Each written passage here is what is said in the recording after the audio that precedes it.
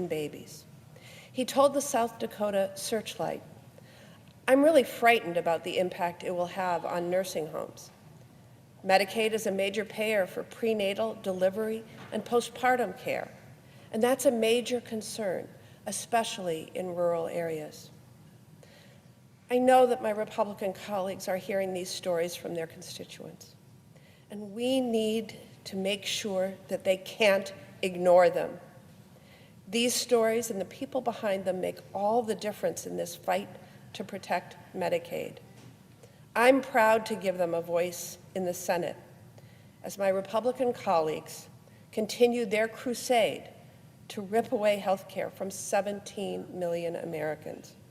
The American people don't like this bill, and that includes Americans who live in red, blue, and purple states. We're going to keep ringing the alarm bells on behalf of Americans in every corner, every part of this nation, and protect the critical coverage working families need and deserve. Lives depend upon it. I yield.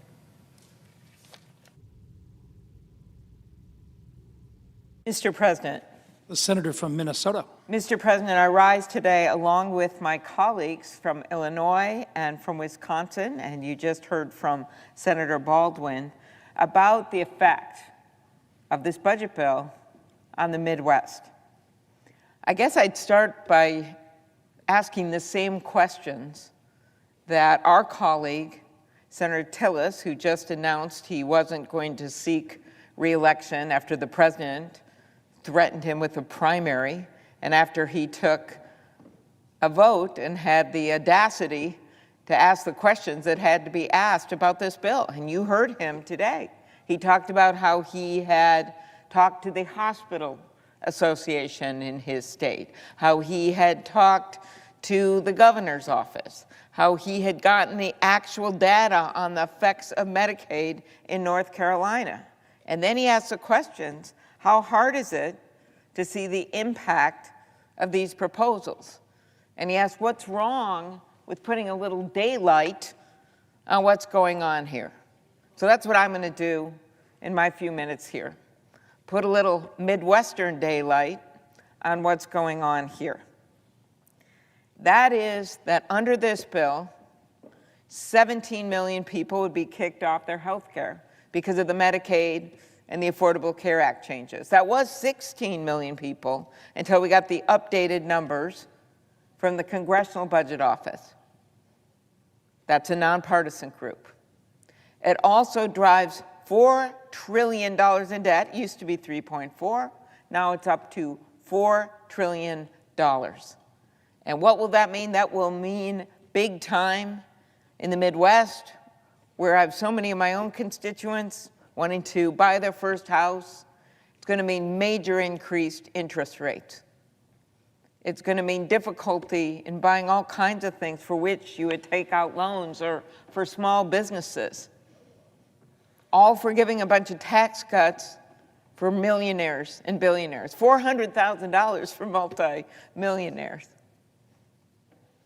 Our colleagues are going to raise costs and take health care and food away from millions of Americans. So my colleagues have talked about, Senator Baldwin and Senator Durbin, talked about the effect that this bill has in the Midwest when it comes to health care, the closing of the rural hospitals. The Midwest has a huge number of these rural hospitals, about half of them that be forecast to close. She talked about the Medicaid cuts. So I'm going to talk about a different piece of this, and this is the impact of cuts to food assistance. There is no avoiding the facts. Here they are. About a month ago, the House passed a budget bill, as you know, that cut nutrition assistance by nearly $300 billion. It put the country on track to eliminate SNAP for 4 million Americans and reduce benefits for millions more. I was hopeful that we would go in another direction. And while there were some changes made by the Republicans on the Agriculture Committee that I appreciated, it still amounts to over $185 billion in cuts from the SNAP program. And let me remind you that the vast majority of people on SNAP are older Americans, people with kids, veterans, people with disabilities. We were just out on the Senate steps with a number of those people and the groups that they represent and faith leaders talking about this very subject. Why them? Why give tax cuts to the wealthy on their backs? We know that the impact of the big, beautiful betrayal of a bill will be even more stark in the Midwest. In the Midwest, here are some examples. Americans use SNAP benefits. Nearly 155,000 people in Nebraska. And let's face it, that is not the biggest population state, but 155,000 Nebraskans use SNAP. About 190,000 people in Kansas, 260,000 people in Iowa, 660,000 people in Missouri, 700,000 people in the state of Wisconsin. Senator Baldwin just talked about the impact of health care there, but 700,000 people and my neighbors in Wisconsin. Nearly 1.5 million people in Michigan use SNAP. And in Minnesota, 450,000. So yes, those people will be affected greatly by this faux shift to the state. And unfortunately, while we tried to fight part of this, the state shift, we were not able to get that changed in the last few days. This means certain states, I'm just going to give you some examples, hundreds of millions of dollars are supposed to shift over to states in the Midwest when 41 of the 50 states in our country have balanced budget amendments. So what are they supposed to do? Cut infrastructure? Cut law enforcement? When the majority of these cuts, and this is why this is such funny math, are shifts to the states. And it's why governors, especially in the Midwest, Governor Kelly in the state of Kansas has been speaking out big time on this, why they are so concerned about these shifts. In addition, and this is not something everyone thinks about when they think about SNAP, but we think about it big time in the Midwest, farmers and grocers.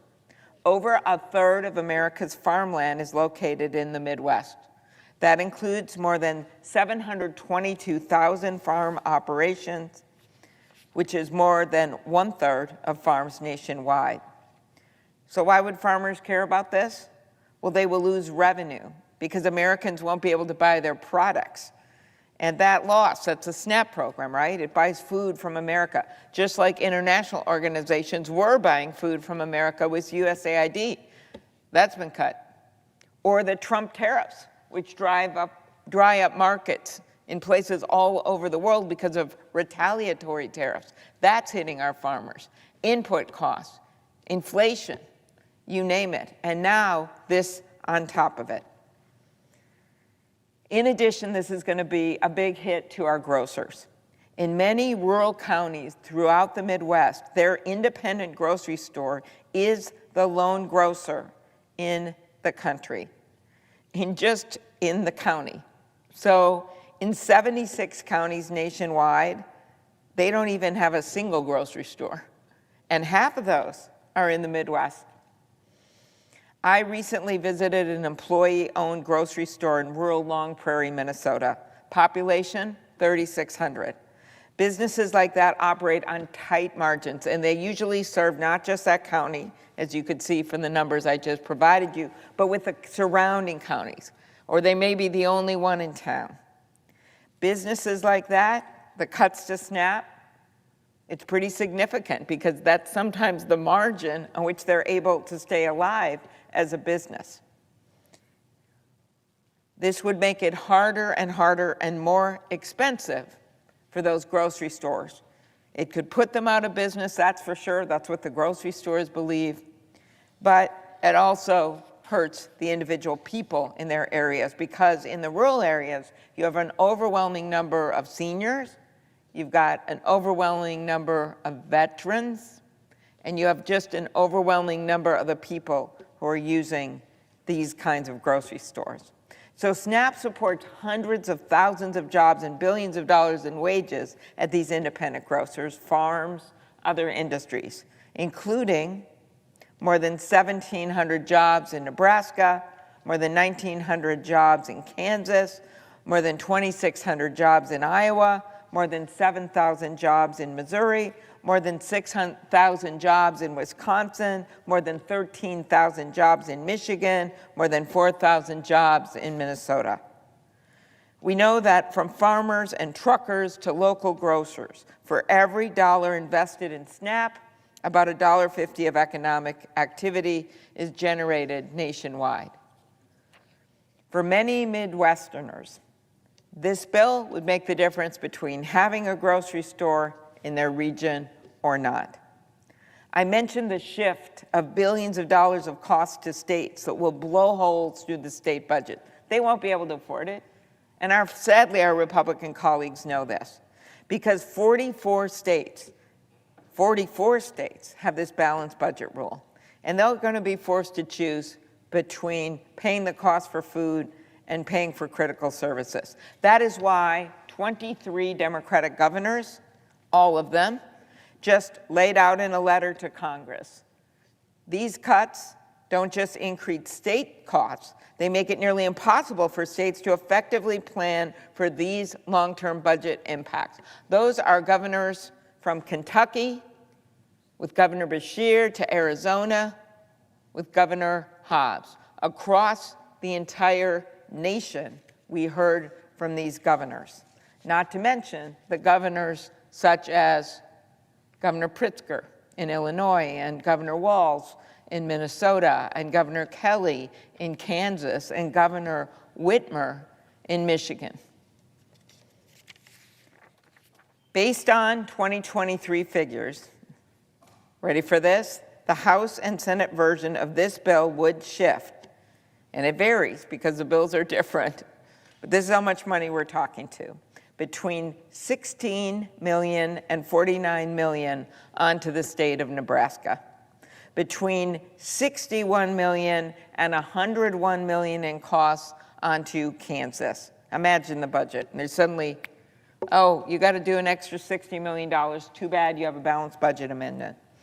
Up to $26 million in costs onto Iowa, between $225 million and $376 million onto the state budget in Missouri, up to $68 million in costs onto Wisconsin, where Governor Evers was also a signator of this letter, between $456 and $761 million in costs onto Michigan, and between $43 million and $128 million in costs onto Minnesota.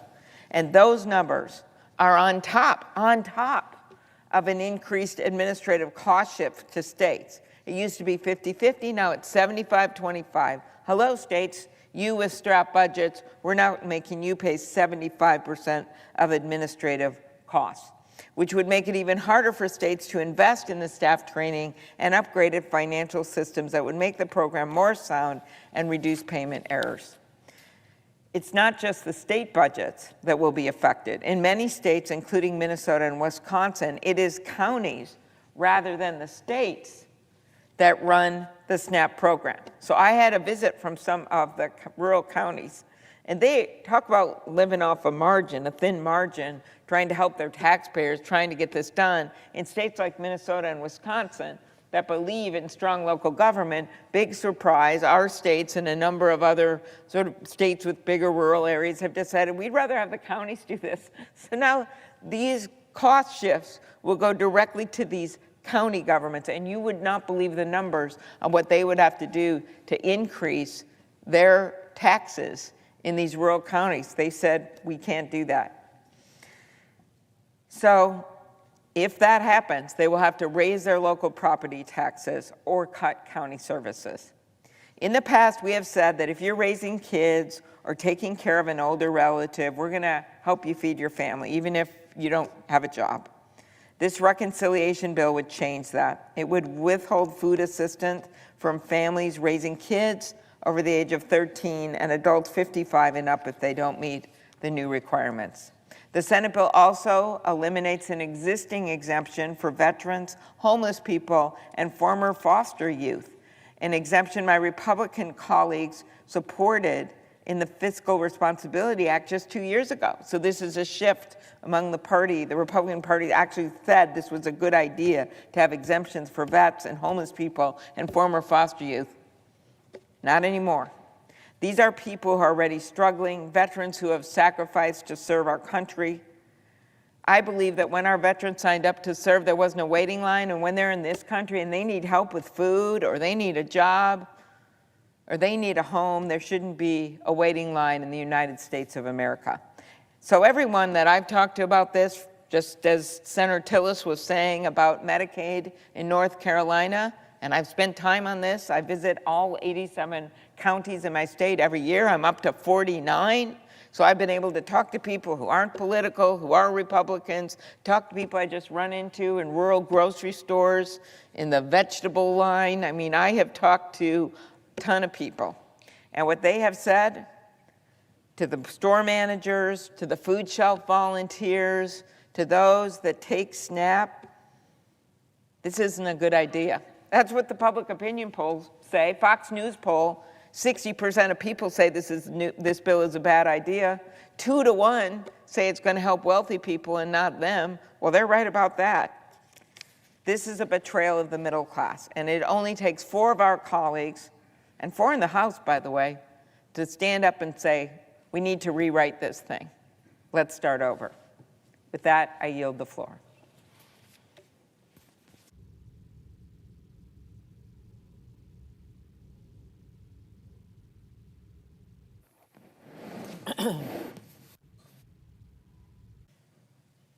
Mr. President. The senator from Nevada. Mr. President, I rise today to express my strong opposition to the devastating and dangerous tax and spending bill that Senate Republicans are trying to jam through this weekend on a party line vote. A bill that will gut essential programs like Medicaid and SNAP just to pay for even more tax breaks for billionaires. So let's be clear about what's happening here. This big, beautiful betrayal, it isn't about fiscal discipline, it's fiscally reckless. It isn't about responsibility or doing what's best for average Americans. It's about misguided priorities. It's about giving more to the ultra-wealthy on the backs of hard-working families. This bill will take away health care and food assistance from people and families who need it most, just so D.C. Republicans can pay more for tax cuts for those who need them the least. D.C. Republicans want to have more tax cuts for those who need them the least. Once again, Republicans in Congress are putting the interests of the ultra-wealthy above the needs of hardworking families, children with disabilities, seniors, and Americans who rely on Medicaid each and every day. Earlier this year, I held a roundtable in Las Vegas with Nevada families who rely on Medicaid. For them, Medicaid is not just a talking point. They're not simply pay-fors in a budget bill. Medicaid is a lifeline. It literally keeps their children alive. I talked to people like Jessica, whose daughter Kay, well, she's 4 years old. She was born with Down syndrome and was recently diagnosed with type 1 diabetes. Jessica relies on Medicaid to help cover the cost of weekly physical, speech, and occupational therapies for Kay, all of which are responsible, well, they're helping her learn to walk, to use utensils, to write her own name. Imagine when her mother sees her write her own name. It's a proud moment.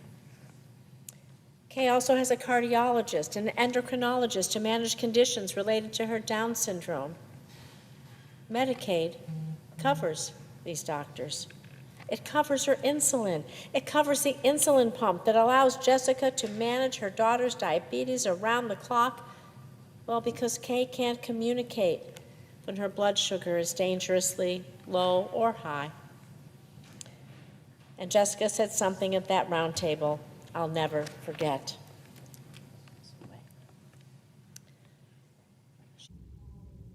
And I quote, "I can't imagine losing Medicaid.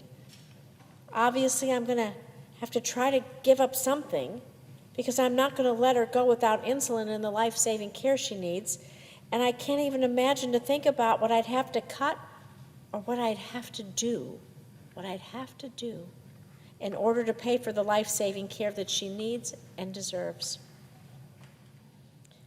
Christy, another Nevada mom, was also at that round table.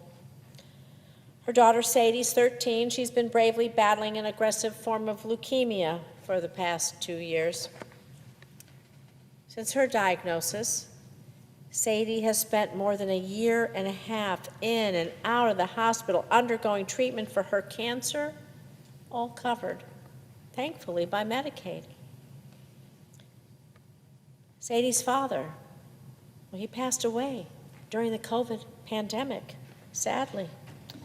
And Christy became Sadie's sole caregiver and sole provider. Medicaid, it's critical, and simply put, it is life-saving. So why are Republicans looking to cut it? So billionaires can get another tax break? So that Republican lawmakers can hand out trillions of dollars in tax giveaways to the wealthiest 1%, while thousands of people lose access to life-saving care? The cuts proposed to Medicaid, well, they're going to affect veterans and Nevadans with cancer who can't work and will be kicked off their health insurance, the insurance that they need to stay alive. It'll kick the family caregiver who takes care of both her aging parents, maybe off her own coverage. The majority of adults on Medicaid already work, and Republicans are counting on savings from these hardworking Americans losing coverage too because of paperwork. The paperwork is just going to be so bureaucratic, so full of red tape. The goal is to make it so hard, so damn burdensome that nobody can do it. No one can go to work, take care of their sick loved one, be sick themselves. They're hoping they drop off, even if they technically qualify. This is where they find their savings. Aren't we supposed to cut red tape and improve the lives of our constituents? And so this is just cruel. It's a lose-lose situation. People can't work because they have a life-threatening illness, or they're working and they miss the complicated new paperwork, where people are hoping that they can't do, so they'll drop off, and that's where they'll find the savings. They'll lose their health insurance, and maybe they'll drop off, and they'll lose their life too. All for a tax break for the wealthiest, for the billionaire cabinet of our current president. Mr. President, this is just shameful. This bill would also slash SNAP, as my colleagues before me have told you some of the statistics. SNAP, the nutrition program that helps nearly 1 in 6 Nevadans put food on the table. Most of these recipients are children. When they cut this program, you tell me what our family's supposed to do. You tell me what families are supposed to do when they cut food assistance. How are they going to put food on the table? What will they say to their hungry children? Sorry, kids, you have to go hungry so billionaires can get a tax break? This just can't be right. This just can't be right. And it doesn't stop there. This bill threatens thousands of good-paying union jobs in Nevada, across our country, by letting critical tax credits for solar, for wind projects expire before those projects can even get off the ground. You know, in Nevada, we have more solar jobs per capita, more than any other state in the nation. And we have enough solar energy to power nearly 1.3 million homes. It's a growing, terrific industry in Nevada. We need all the energy we can get at an affordable price. And this bill is going to decimate this important and growing industry, not just in my state, but in states across this country.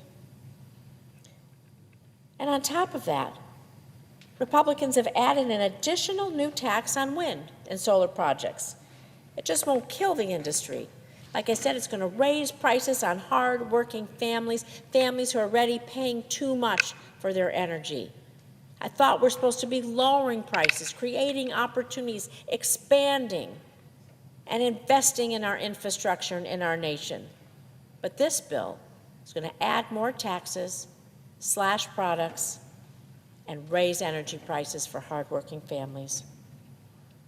And all of this is causing companies across the country to stall or cancel projects over the uncertainty of losing access to the tax credits. This means fewer jobs, less investment, and just more families wondering actually how they're going to make ends meet. And we're talking about an industry that supports nearly 280,000 American workers, electricians, technicians, construction crews. I could go on and on about all the jobs that are in our solar and wind industry. And we're pulling the rug right out from under them, and killing thousands, hundreds of thousands of clean energy jobs. Again, I'm going to remind you, all of this for one purpose and one purpose alone, to give tax breaks to billionaires. So anyone who supports this bill is not pro-worker. They're not looking out for underdogs, for hardworking families. They're just focused on making the rich, well, richer. And I'm not going to stand by and let families lose access to their health care, to their food assistance, to their jobs. Also, billionaires can pad their pockets. And I want to remind people what we did when we used the reconciliation process. We expanded health insurance subsidies, and for the first time, we gave Medicare the authority to negotiate for lower drug prices for our seniors. We invested in our clean energy future. We cut costs for families instead of cutting lifelines. And this D.C. Republican bill is extreme. It's cruel, and it's not what the American people want. People want lower costs. People want economic security. Parents want their kids to have care when they're sick and a fair shot to thrive. They don't want their future sold off to billionaires. So I say to my Republican colleagues, please don't turn your backs. Please don't turn your backs on families who need you, who need this the most. I want you to come look at my Nevada moms and my Nevada dads in the eyes and tell them they don't matter, that their children don't matter, that their lives of their kids don't matter because they won't get the care they need. And I shudder to think of the consequences. Please come to Nevada, sit with these parents and tell them that they don't matter. I don't know how you could face them and gut Medicaid to give billionaires a tax cut, but that's what you're about to do. And the American people deserve better.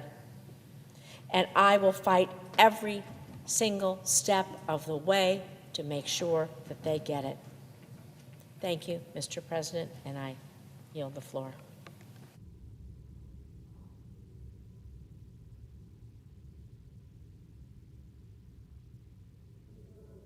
The senator from North Carolina. Thank you, Mr. President. I'm going to be brief. I promised Senator Hollins, Senator. Going to be about 5 minutes. This is an easy one. Number one, I should have probably said this earlier. My colleagues on the other side of the aisle, I completely disagree with the narrative of the billionaire taxes. Folks, this is actually reducing or making sure that we don't raise taxes on people like me that grew up in trailer parks, didn't get my degree till I was 37, struggled to make ends meet. Those people benefit from that. I've read the bill. I think most of you know I'm detail-oriented. It's not what it seems. So I also should thank Senator Crapo. He's a good friend, great leader. I should have thanked him for the hard work that he's doing. I got a little bit focused on the Medicaid failed baseline that's in the bill, but I should have started with that. So thanks to Mike Crapo and to Senator Thune, who I admire as our leader. Mr. President, I'm here to talk about the production tax credit and the investment tax credit, though. It's another classic example where think tanks and people that haven't worked a day in business are setting policy in the White House without a clue about what they're potentially doing to our grid. A lot of people probably, I had Alex Weinstein, who is a self-described philosopher and expert in this area in my office, talking with 3 people, practitioners that actually work in it. One of them is someone who specializes in power purchase agreements for large businesses. Walmart's one of the most sophisticated buyers of electrons in the world. They map out their power requirements years in advance. They want to make sure that their food doesn't spoil and they got power running. They've already made several power purchase agreements with projects underway, folks.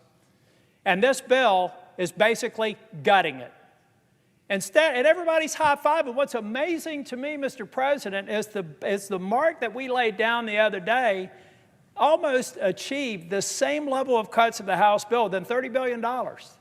Within $30 billion. And instead of thinking that was progress, somebody got cute and decided to take away in construction and put it in service. Let me tell you why that's disingenuous.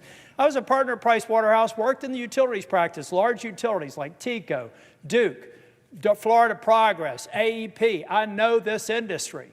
I understand base load. I understand peaking, and I understand this technology, which is increasingly becoming viable because of storage as a part of augmenting base load. Well, now we've got the Walmarts and all of these data centers and everything that we want to bring back on shore, putting in these power purchase agreements teed to these projects like solar in particular, like wind and other innovative, renewable natural gas, methane, hydrogen. I can go on.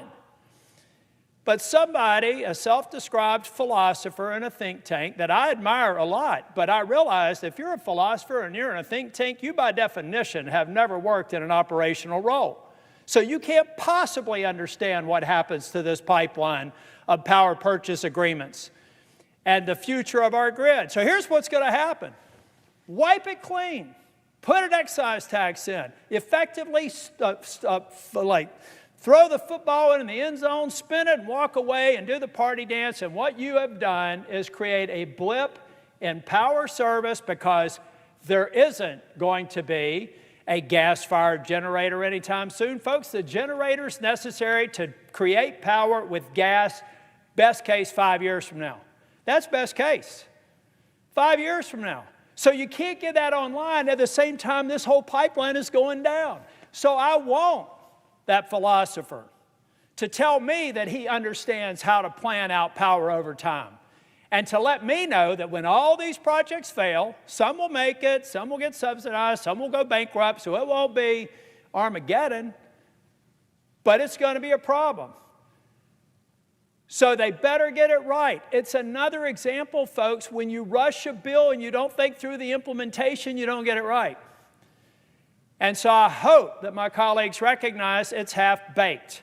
It's another reason why we should go back to the House mark, get Medicaid right, so I can come on the floor and tell my colleagues on the other side of the aisle why they're wrong on all the attributes of the House mark, why they are wrong on some of their characterizations of the tax bill, and why they will be wrong on an energy policy that makes sense. But I have to vote against the bill from my own party that I have never parted from before because we're rushing to an arbitrary deadline with people who have never worked a day in this industry, maybe philosophized and written a few white papers on it, but haven't gotten their hands dirty. I have, and this is another segment of the bill that needs to change. Thank you, Mr. President. President. The senator from Maryland. Mr. President, Donald Trump likes to call the bill that Republicans are trying to rush through this Senate the big, beautiful bill. Well, it's big, all right. It took the Senate clerk nearly 16 hours to speed read through it. But it is only beautiful if you're a billionaire or otherwise very wealthy in America. For everybody else, this is a big, ugly betrayal of a bill. Betrayal because tax cuts for billionaires are coming at the expense of virtually everyone else. Now, I agree with many of the things my colleague from North Carolina, Senator Tillis, just said. But I've also read the bill. And if you look at the bill, the tax benefits overwhelmingly go to the very highest income earners in the United States of America. 50% of those tax benefits go to just the top 5%.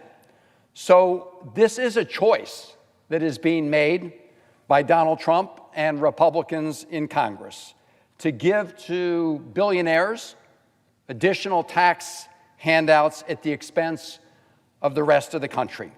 They are choosing to engage in a huge transfer of wealth from people who are working paycheck to paycheck to those who are living off their huge inheritances or gigantic stock portfolios.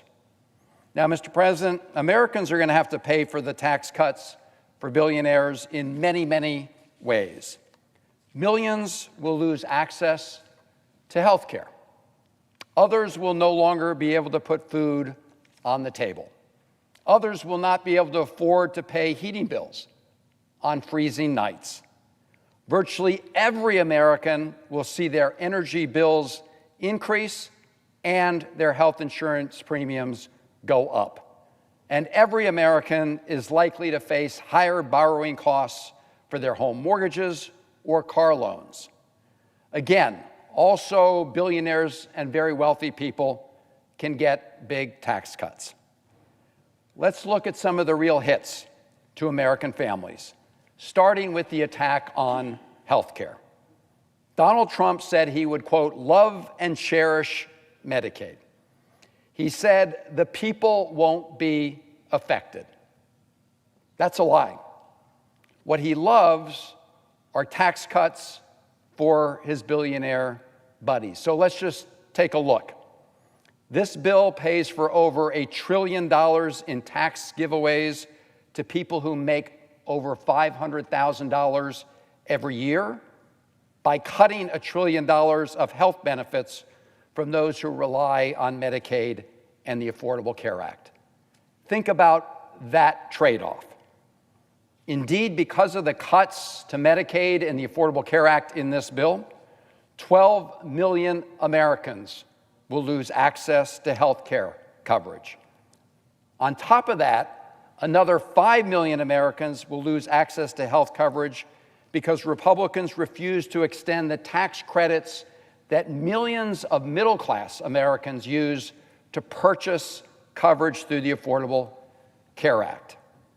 So while extending tax cuts for the very wealthy, they are not extending the health care tax credits that middle-class Americans use to help afford health insurance. The result of these cuts and the refusal to extend those tax credits means that nearly 17 million of our fellow Americans will lose access to health care coverage. In my state of Maryland, that's 229,000 of my fellow Marylanders. And who are these Americans? Who are these Marylanders? They're babies and children.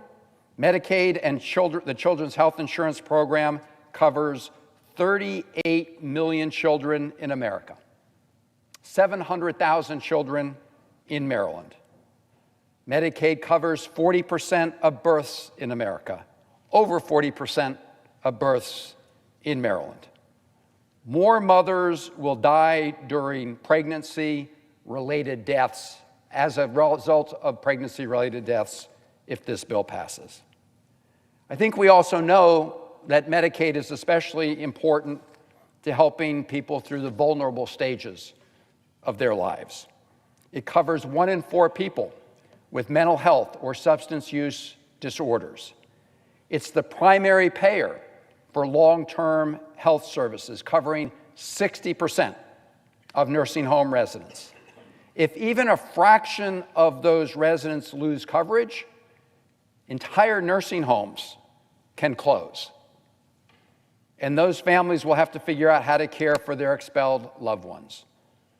An analysis that was done estimates that as many as 500 health care or nursing homes could close because they're on the cusp. Rural hospitals are also especially vulnerable, and it's estimated that up to 300 rural hospitals could close if this bill passes.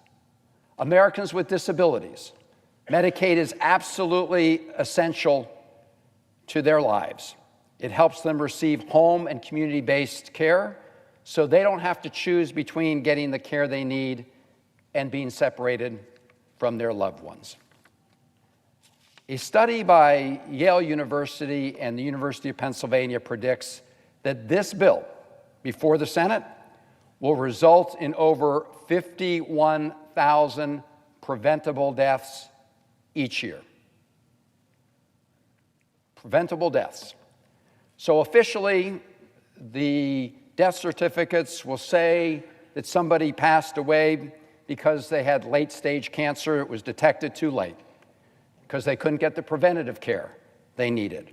Or an accident occurred at a nursing home because there were not enough nurses on site.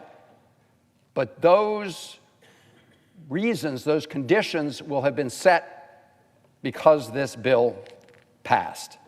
And again, making millions of Americans more vulnerable to pay for tax cuts for the ultra-wealthy is unconscionable, but it is the choice being made in this bill. Now, 17 million people who will lose their health coverage is a very big number to wrap our heads around. So I want to read just a few stories of Marylanders who rely on Medicaid and who have been watching closely this whole effort that has unfolded on the floor of the United States Senate. I had a call from one of my constituents who has a son. Her son takes chemotherapy, and it relies on those chemotherapy treatments to sustain his life. She wrote to me that if he loses access to his health insurance, that it would be, quote, a death sentence. Another Marylander wrote to me about his autistic son, who is still able to work, but who depends entirely on Medicaid for support. He also said, please don't let the Senate pass this bill. And the stories go on and on and on. Just the other day, Senator Alsobrooks and I had a telephone town hall, had 12,000 Marylanders joining us. And after that call, we received many more stories about people who would really be in desperate shape if they lost access to their health coverage. Now, Mr. President, on top of the 17 million Americans who stand to lose their health coverage, all other Americans are likely to see higher premiums, because what happens when you have uncompensated care is more people go to the emergency rooms at the hospital, and those hospitals can't just eat all those additional costs. And at the end of the day, those additional costs cycle through the system in the form of higher premiums for others. And we are already seeing that impact in Maryland as insurance companies today look at the possible liability that they will have going forward as a result of this legislation. Now, beyond the 17 million who will lose access to affordable health care, you also have millions of Americans who are going to be hit as a result of the cuts to the food and nutrition programs, the SNAP programs. We're going to see a whopping 20% cut, $200 billion, to the SNAP program. Over 40 million Americans get some kind of help from that food and nutrition program, and over 3 million of them will lose their SNAP benefits entirely. Others will see rising costs. In Maryland, it's going to impact 684,000 people, most of whom are families with kids. Now, Mr. President, in addition to 17 million Americans losing access to health care coverage, in addition to the 40 million Americans who will be impacted by cuts to food and nutrition programs, I want to just focus for a moment on another hit to American households. Some of us have discussed it on this Senate floor before, but it hasn't gotten as much attention. And it relates to the energy bills Americans pay, including their electric bills, because this bill will drive them up because it directly attacks the production of more clean energy. And less energy with rising demand means higher costs for households. I don't know if folks remember about a year ago when Donald Trump had a steak dinner at Mar-a-Lago, where he begged 20 fossil fuel CEOs for campaign cash. It was reported on at the time. Well, he succeeded in raking in hundreds of millions of dollars in campaign donations, and now we see the payoff in this bill to those powerful special interests. And that payoff comes in two forms. First, this bill gives big oil companies a new $1 billion tax break. As a result, some of the fossil fuel companies will pay $0 in federal income tax. Second, this bill, and the senator from North Carolina referred to some of the provisions that will have this impact, this bill sabotages the production of more clean energy. It does so by slashing production and investment tax credits for clean energy and scuttling new clean energy projects. And it continues the Trump administration's baseless attacks on the Greenhouse Gas Reduction Fund, a program we established that will be a win-win-win for our environment, for our economy, and for family pocketbooks. By cutting these clean energy incentives and initiatives, this bill will reduce the overall amount of energy added to our electric grids by at least 50% by 2035. Think about that. So this bill is going to result in a dramatic reduction in the amount of new energy produced that goes on the electric grids, and with less energy generated and higher demand, household energy costs and bills are going to go up. In fact, it's predicted that household electricity bills will go up by $110 on average as soon as next year, and by up to $400 per year for families over the next decade. This will serve the interests of big oil and gas producers and utility companies who benefit from the higher prices that consumers will have to shell out. This will also do something else, Mr. President. It will surrender entirely the clean energy playing field to China, who already has a big head start on us in the area of clean energy deployment. So this is not America first. This is very much America in retreat.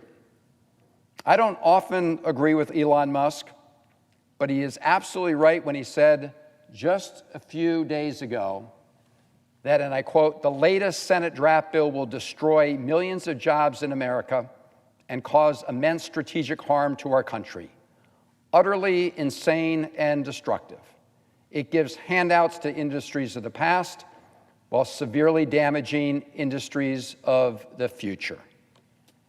That's the Republican Senate bill, looking in the rearview mirror rather than ahead. And again, what is the driving purpose? What's the North Star of this bill? To give very, very wealthy people tax cuts at the expense of everybody else. Everything else is sacrificed. As a result of those tax cuts, the top 0.1% highest income earners will get an average tax break of $255,000.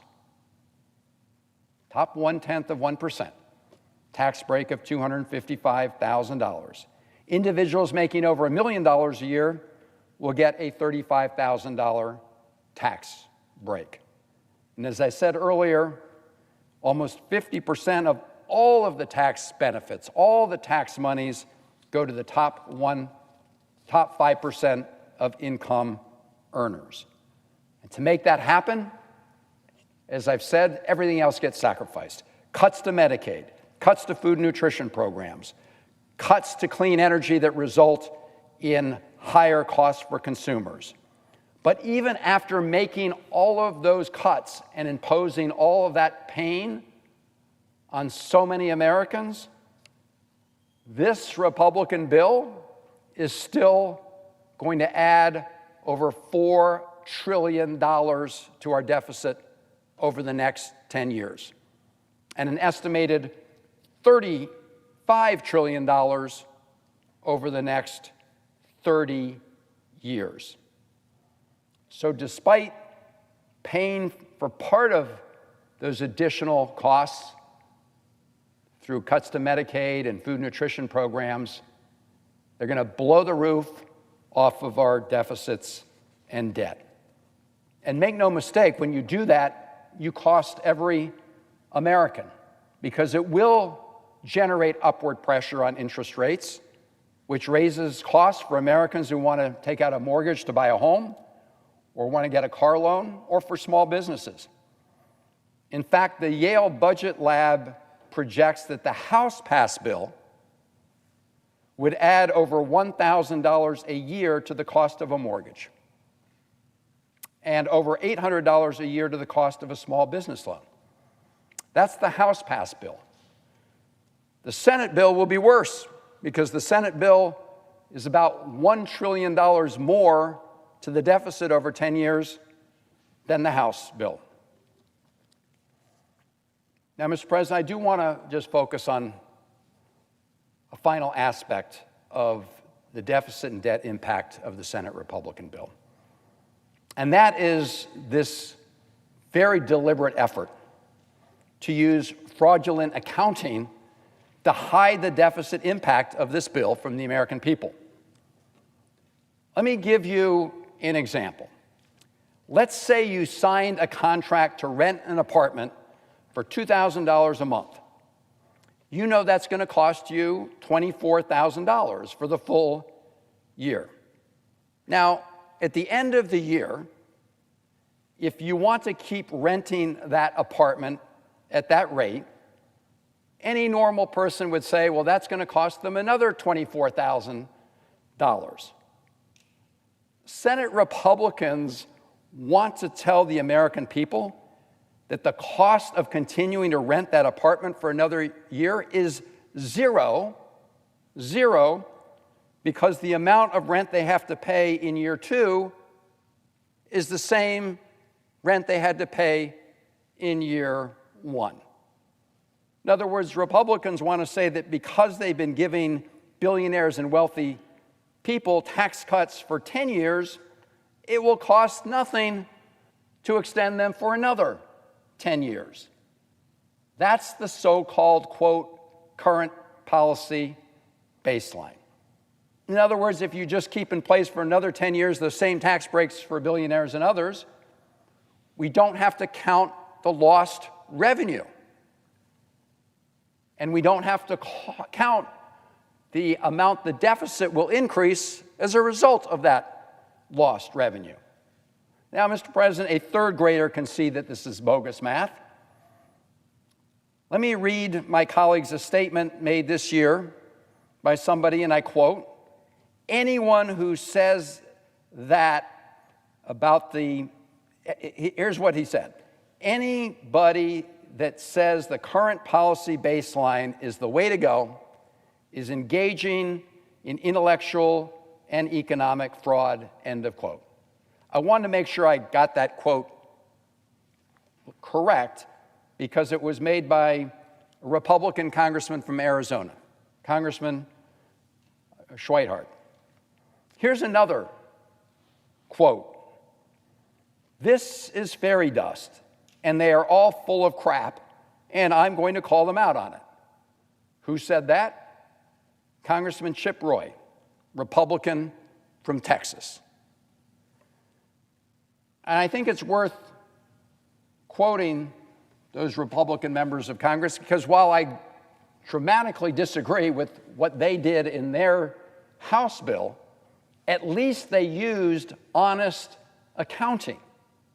At least they didn't try to perpetrate this budget fraud that we're witnessing here in the United States Senate, a budget fraud that would, I dare say, make the Enron scammers blush.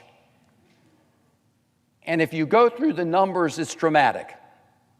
For example, honest scoring of the bill shows that extending the individual tax rates from Trump 2017 will cost $2.2 trillion. That's what the House of Representatives said, $2.2 trillion. When you use the fraudulent budget math that Senate Republicans want to use, all of a sudden that's $83 billion. If you look at the cost of extending key deductions for businesses, the House used accurate accounting. It comes to $820 billion over 10 years. Under the Senate plan, $6 billion. So I'm not going to spend a ton of time, Mr. President, going over this chart, but I do want to put it up here. This is from the Committee for a Responsible Federal Budget. And the blue shade in each of these years shows what Senate Republicans say their bill will cost in each of those years. This is the so-called current policy baseline. This is what those House Republican members called fraudulent accounting, and it is.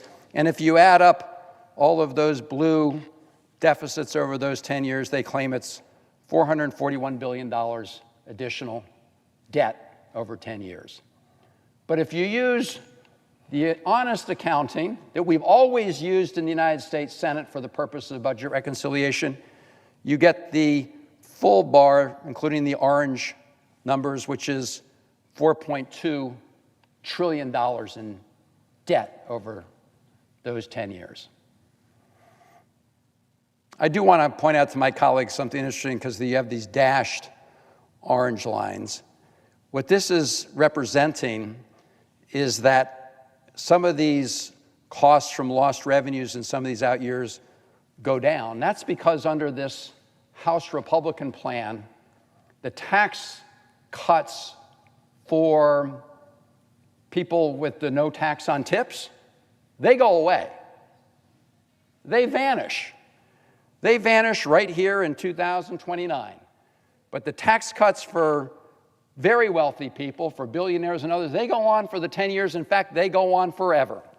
And the last point I'm going to make is, by letting them go on forever, tax cuts for very wealthy people, Senate Republicans are violating the entire structure of the budget reconciliation process. Because when it was first devised, the entire purpose of it was to reduce our deficits and reduce the debt. And Republican senators are perverting the entire purpose of that special procedure that allows things to pass in the United States Senate with 51 votes and not having to secure the 60-vote threshold to overcome a filibuster. They are violating that entire structure. And again, why? Because they're hell-bent on making sure those tax cuts for very wealthy people go on forever. And again, at the expense of everybody else. And I'll just close, Mr. President, by pointing out that it wasn't that long ago that just down this hall here in the Senate rotunda, Donald Trump took the oath of office. He looked at the cameras and he said he wanted a new golden age for America. But this is not a golden age for America. It is a gilded age for the wealthiest people in America. And those are the people he was really speaking to, because they're the ones who were sitting right behind him on Inauguration Day. Elon Musk, Jeff Bezos, Zuckerberg, the tech titans, the billionaire cabinet, more billionaires than any cabinet by far in American history. That's who this bill serves. It serves very wealthy and powerful people, and it does so at the expense of everybody else in America in one form or another. And I hope our Senate, on a bipartisan basis, will give it a big thumbs down, and I yield the floor.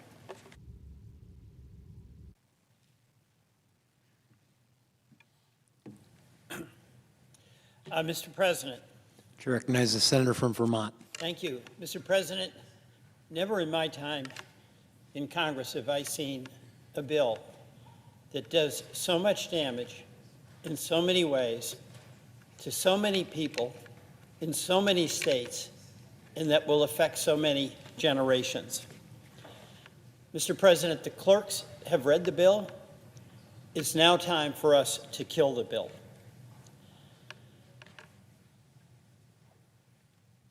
The point of reading the bill was to reveal that this bill has one goal, and that is to extend tax cuts to very wealthy Americans, where the top 1% will get 60% of the benefit, and to make everyday Americans pay the price to fund those tax cuts. And it's no wonder right now that 2 in 3 Americans oppose this bill.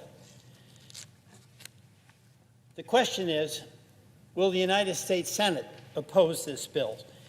Here are just a few ways that the president's so-called one big, beautiful bill will hurt Vermont. In Vermont, 11,500 people will lose their health care coverage under Obamacare, the Affordable Care Act. 21,000 Vermonters will lose Medicaid coverage. And food nutrition programs that are so essential to the well-being of your citizens and mine. In Vermont, the SNAP program, 11% of our households use it, 65,000 people. A little over a third of households rely on the SNAP program, and they have kids. Nearly 3,000 veterans in Vermont rely on the SNAP program. By the way, we're talking about $6 a day. Billions are going to be cut across the country, and that's going to hurt Vermont, and it's going to hurt everyone. In Vermont, some homeowners, to save money on their energy bills, use the home energy efficiency upgrades that was made possible under the Inflation Reduction Act. Those are being ripped apart. Folks saved about $420 to $980 a year. That's real money for people living paycheck to paycheck. This bill scraps that. Mr. President, here's the good, the bad, and the ugly. The good, we still have time to kill this bill. And we should kill this bill. We Democrats are united in opposition to this bill, but it's not only Democrats whose constituents are going to be hurt by this bill. My colleagues on the other side of the aisle have an opportunity to make a choice. Read the bill and decide, are you going to protect your constituents who are going to suffer the same afflictions as my constituents, or are you going to defer to President Trump?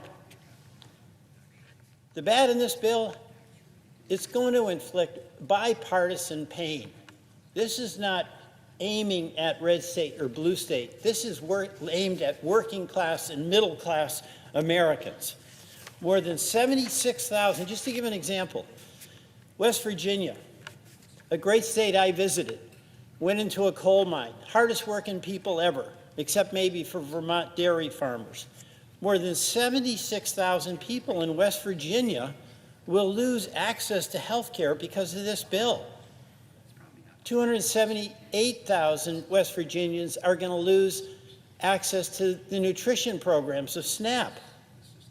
In Tennessee, more than 295,000 people will lose access to health care, Medicaid, through this bill.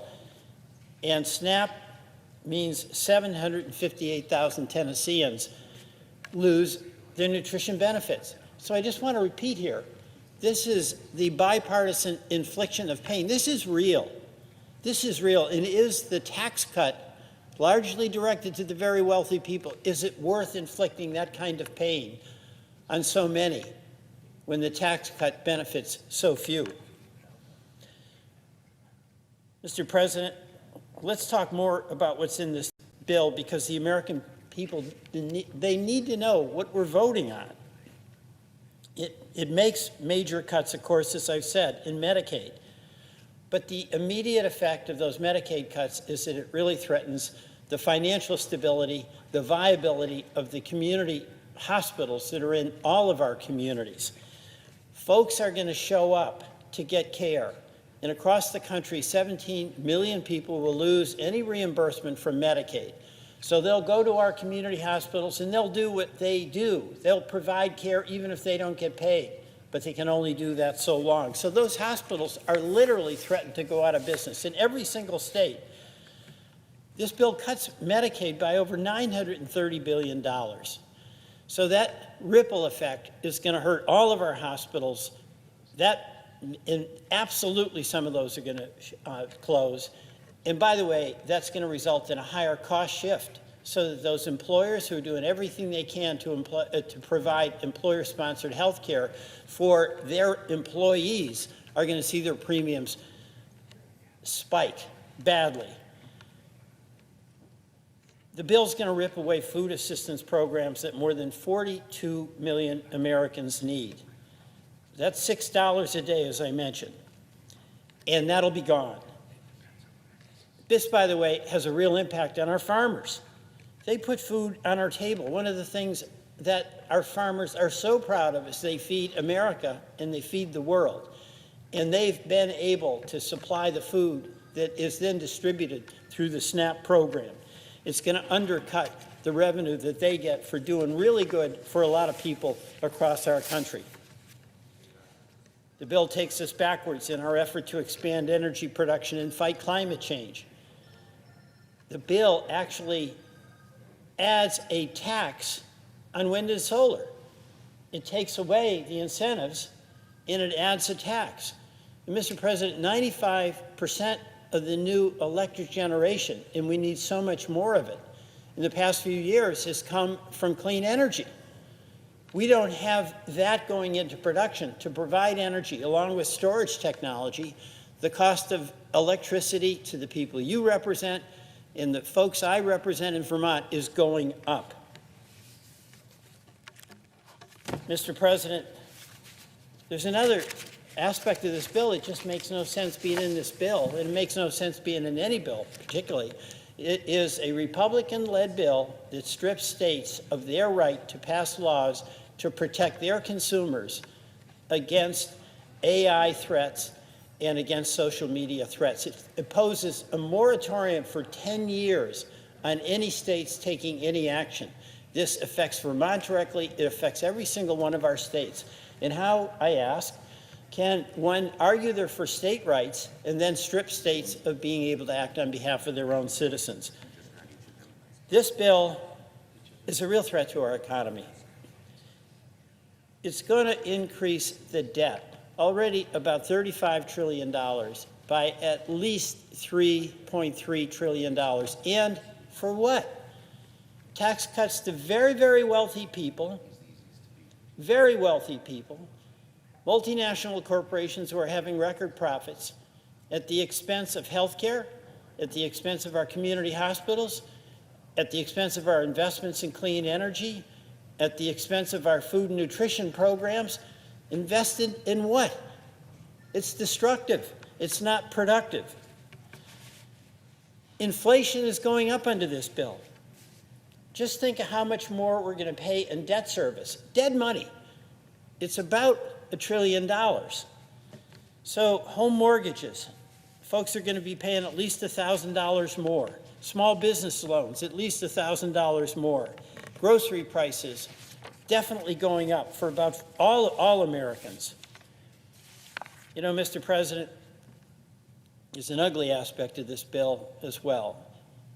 And it is that this bill is entirely in service of providing tax cuts largely to the very wealthy.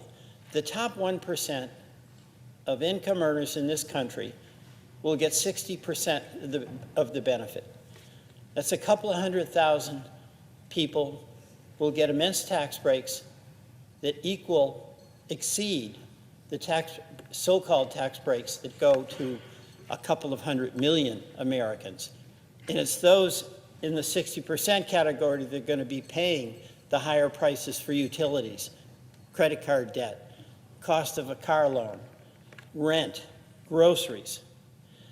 So, Mr. President, I say let's come to our senses and not do something that is in a massive escalation of the wealth transfer from the working class, the middle class, to the very, very wealthy. Many of us have a number of amendments, and I do too, to try to make the point that our job is to make things better for everyday working Americans, not inflict additional burdens on them.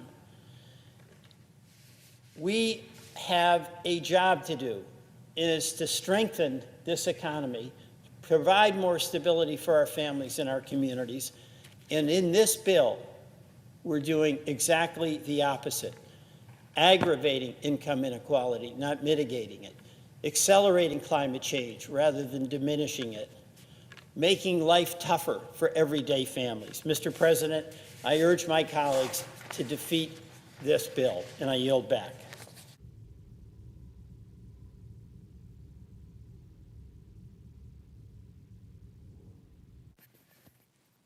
Mr. President. To recognize the senator from Maine. Mr. President, this bill is a farce. Imagine a bunch of guys sitting around a table and saying, I've got a great idea. Let's give $32,000 worth of a tax break to a millionaire, and we'll pay for it by taking health insurance away from lower income and middle income people. And to top it off, how about we cut food stamps, we cut SNAP, we cut food aid to people. It's a joke. I would say it was a joke, except it's not the least bit funny. I've been in this business of public policy now for 20 years, 8 years as governor, 12 years in the United States Senate. I have never seen a bill this bad. I have never seen a bill that is this irresponsible, regressive, and downright cruel.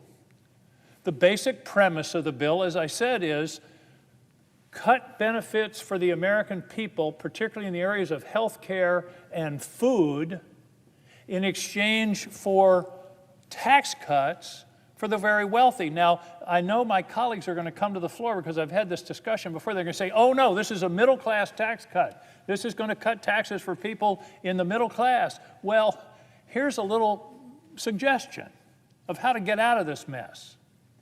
If you cap the tax cuts at people making $400,000 a year, which is a pretty healthy income, the cost of this bill would drop by 60%. And you wouldn't have any need to cut Medicaid. And by the way, there are Medicare cuts also built into this, and SNAP. $400,000. In other words, we're for the middle class tax cuts. That's okay. But just stop it at $400,000 and don't give the tax breaks to the people. A millionaire under this bill gets a $32,000 tax cut. A person making $5 or $10 million gets a couple of $100,000 tax cut. I don't think they need it. They sure as hell don't need it as much as people need health insurance. So just to put a fine point on it, this bill is literally, and remember my $400,000 suggestion, so we're taking care of the middle class, but with 60% of the cost above $400,000 in income, this bill is literally taking food out of the mouths of kids to give a millionaire a $32,000 tax break. That's the facts. They're ugly. And like I say, if we were talking about this in random, sitting around at a lunch table, people would say, well, that's a joke, that's ridiculous. Nobody would suggest that. But here we are. And several of my colleagues, including Senator Tillis from North Carolina, have pointed out there's no rush on this bill.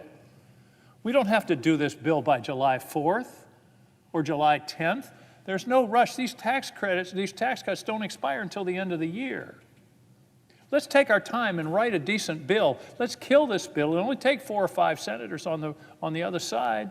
We can kill this thing and start over and write a decent bill on a bipartisan basis. And I think we'd find agreement on middle-class tax cuts. But I think we could also do some things with expenditures that wouldn't be so bloody harmful. Medicaid. Let me start with hospitals. In Maine, I've talked to the hospitals, I've talked to the Hospital Association, I've talked to small hospitals, large hospitals. They're mostly running on a 1%, 2%, or 3% margin.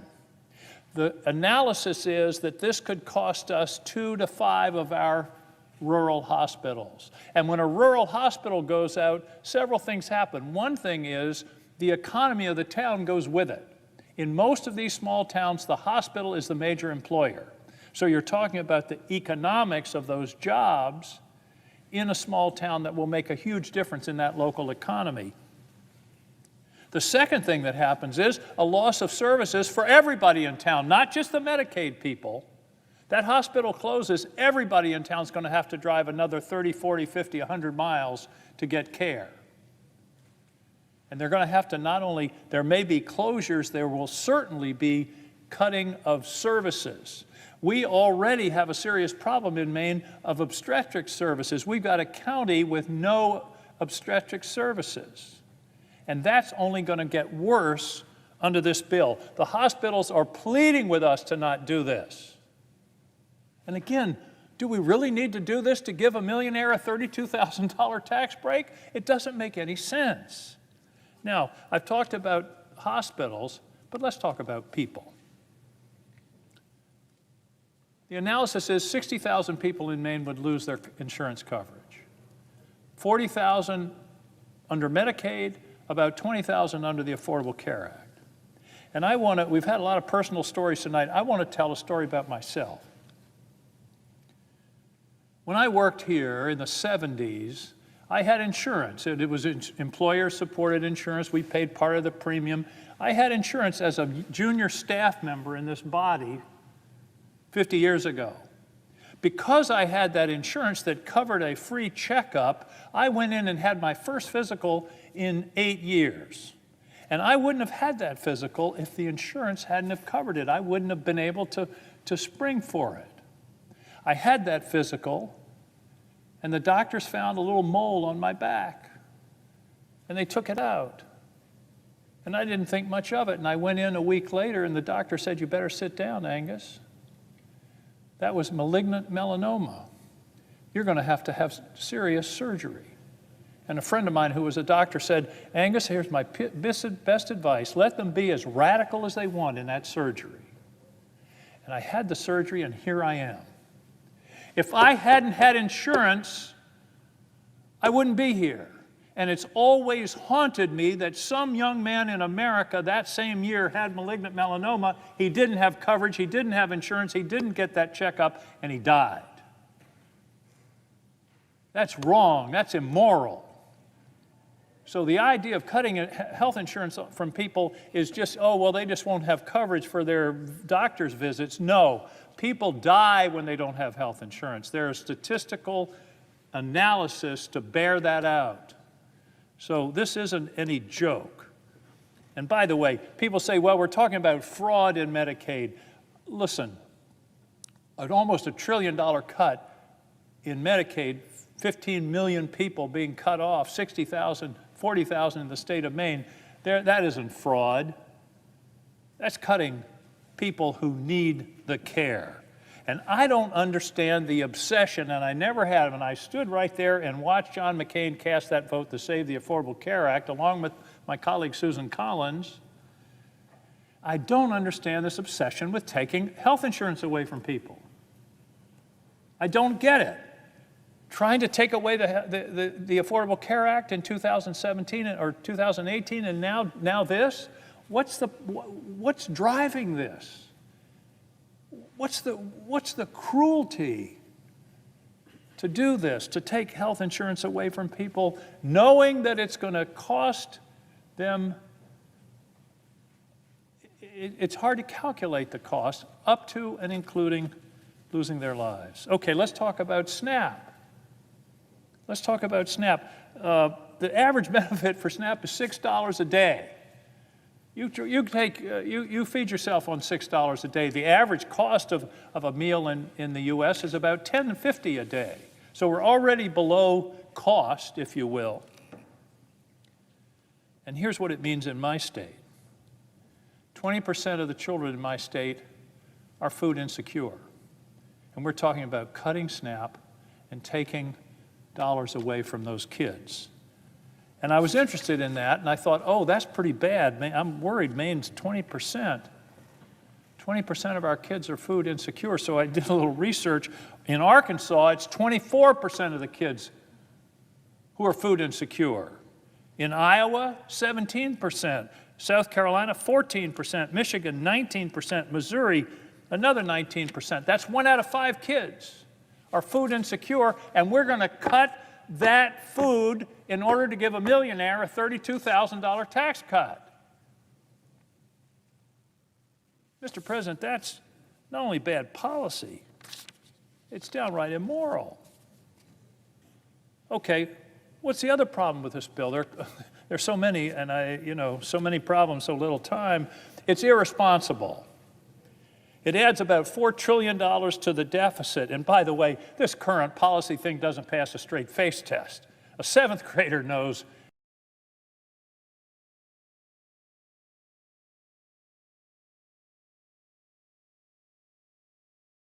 the budget. If it passes, there is. And the thing that really gives a lie to this nonsense is also in this bill is a $5 trillion increase in the debt ceiling. If it's not really debt, then we don't need to increase the debt ceiling. It's a sham. Voodoo budgeting. So, I don't want to hear any more from my colleagues about deficits. I don't want to hear any more crocodile tears about deficits.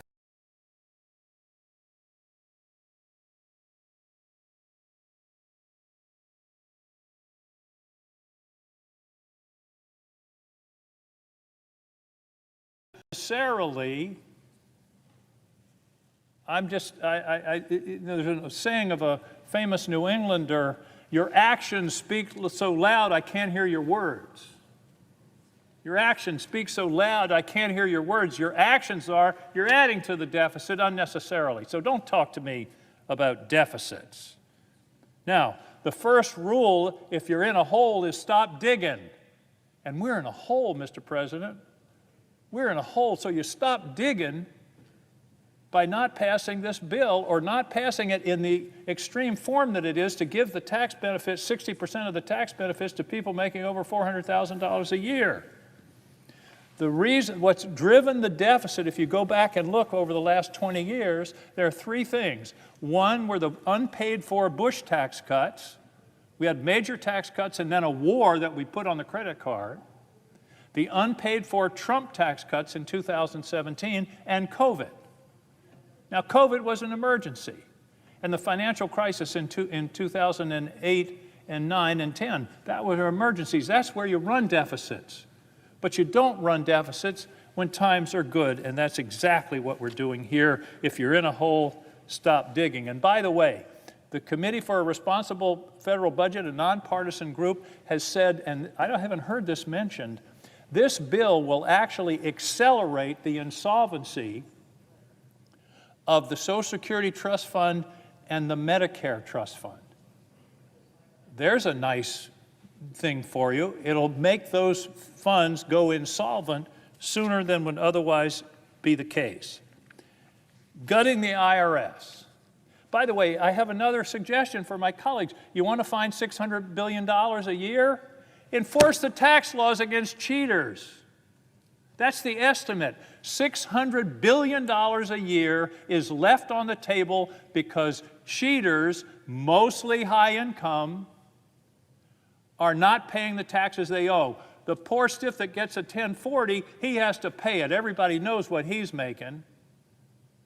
But it's these people with the fancy lawyers and accountants, and I'm not talking about tax avoidance here. I'm talking about stone-cold tax evasion.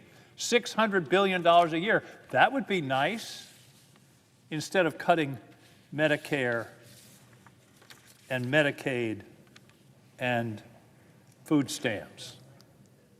Another piece of this bill that hasn't got much attention is ICE. The current budget of ICE is $9 billion a year. Under this, they're increasing it $75 billion over 4 years. That's an additional $18 billion a year. They're tripling the budget of ICE.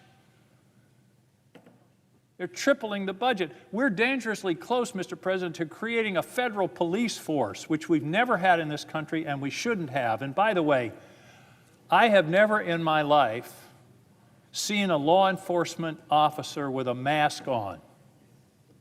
I don't get where that came from. A law enforcement officer wearing a mask. Where I come from, people that wear masks are not the good guys.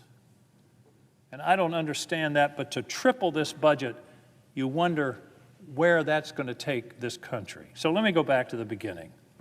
All this damage to give a tax break to a guy who's making $1 million. The chairman of the Finance Committee wasn't here, I think, when I said this. Mr. Chairman, if we limit the tax cuts to people making $400,000 and less, it will reduce the cost of this bill by 60%. It will ameliorate the need for any cuts to Medicaid and SNAP. It would also minimize the hit on the debt and the deficit. There is no rush to pass this bill. Let's kill it, give it a merciful death over the next 24 hours, and then start over writing a responsible bill to deal with the expiring tax cuts for the middle class and deal with issues within the federal government that should be addressed. But this bill is not the answer. It is a sham, and it is a shame, and it is embarrassing to even be debating this bill. It should have never come before us in this form. I hope that enough of my colleagues will see that this is an unnecessary damage to the citizens of this country and the citizens of their state. Every state's citizens are going to suffer. And this is something that we in this body can and should prevent. Mr. President, I yield the floor. Mr. President. Chair recognizes the senator from Idaho.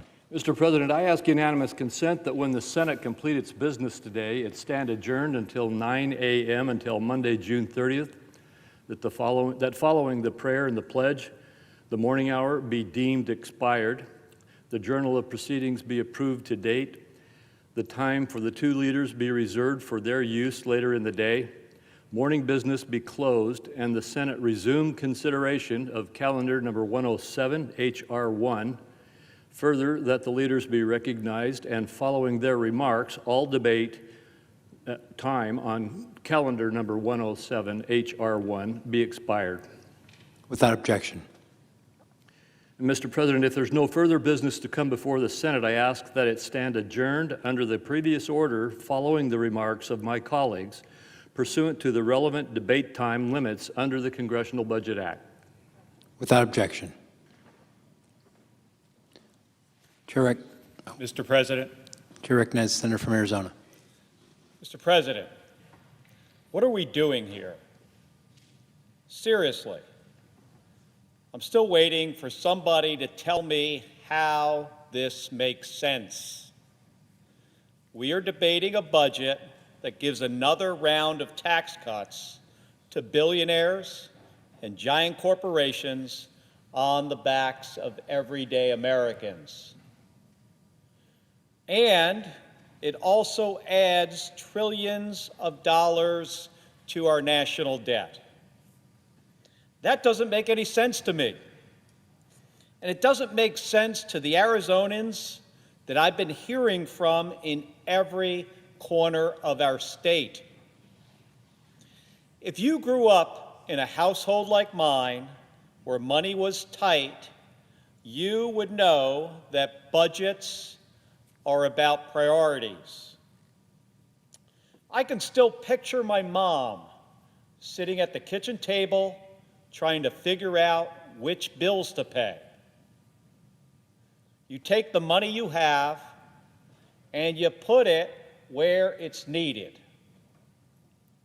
This budget clearly tells the American people who President Trump and Republicans in Washington need help. If you're a billionaire, it says, we've got your back. But if you're a parent trying to provide for your family, a senior in a nursing home, or a child who counts on school for your only hot meal, you're on your own. This isn't about balancing the books. It's about picking winners and letting everybody else fall behind. And who loses?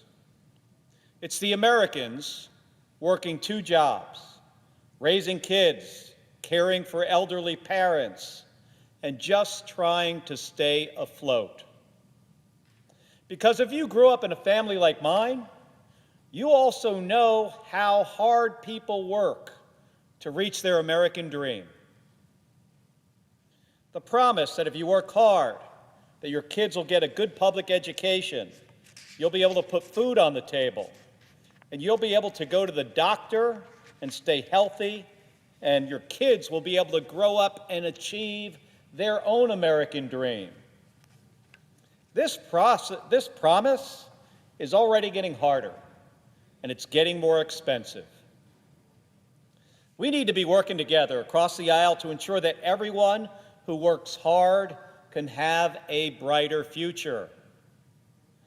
But that's not what my Republican colleagues are doing with this bill. The plan that they are jamming through right now will put the American dream out of reach for more families. And for what? To hand out more tax breaks to people with more wealth than they could spend in 10 lifetimes. Now, Mr. President, I've spent the last several months traveling across Arizona. I've been to our big cities, Phoenix and Tucson.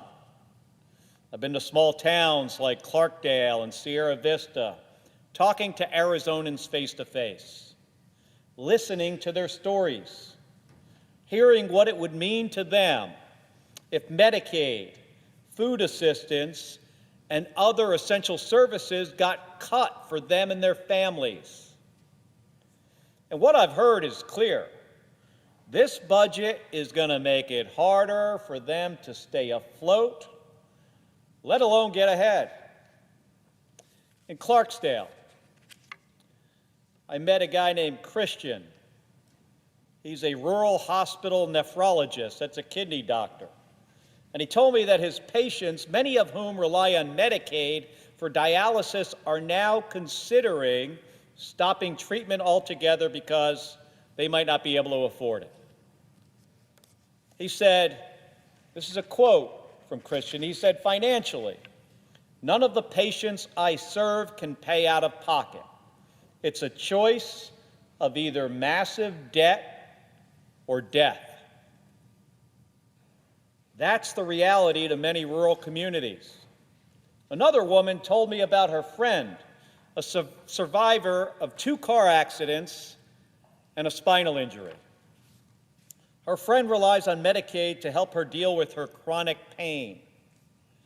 Without it, meaning Medicaid, she said that her friend might end her life because the pain is unbearable.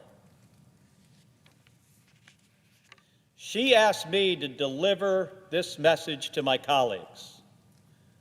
She said, this is not a country that can't afford to care for people like her. We can afford to care for everyone if we change our priorities from giving tax cuts to billionaires to taking care of Americans who are in pain every day. Mr. President, people across Arizona are pleading with us to get our priorities right.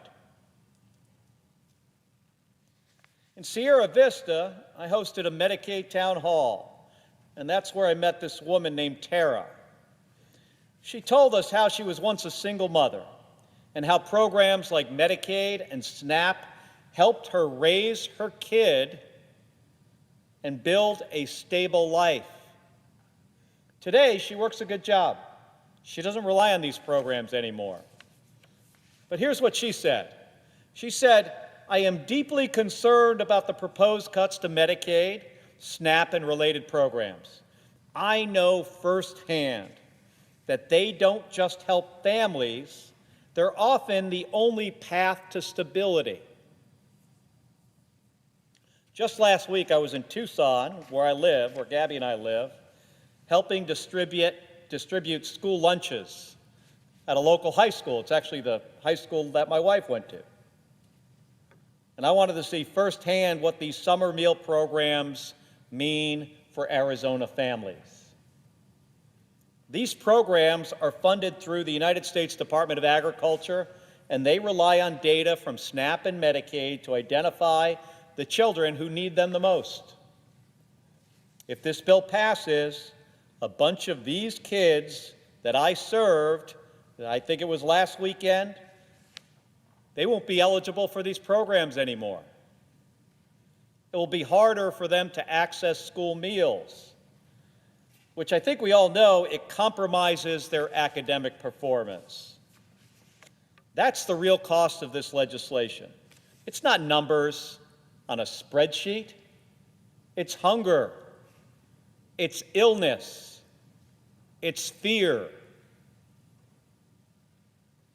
It's a bunch of folks who work really hard, doing everything right, and they're still going to get punched in the gut. And it's not just what I hear in person, Mr. President. My office gets hundreds of letters and phone calls every week from Arizonans. People are scared, and they want us to listen. I want to share some of their voices. Frank is a veteran on dialysis. He called this week, and he said, "The food bank and my SNAP benefits are the only way I eat right now. I can't work. I'm not old enough to retire.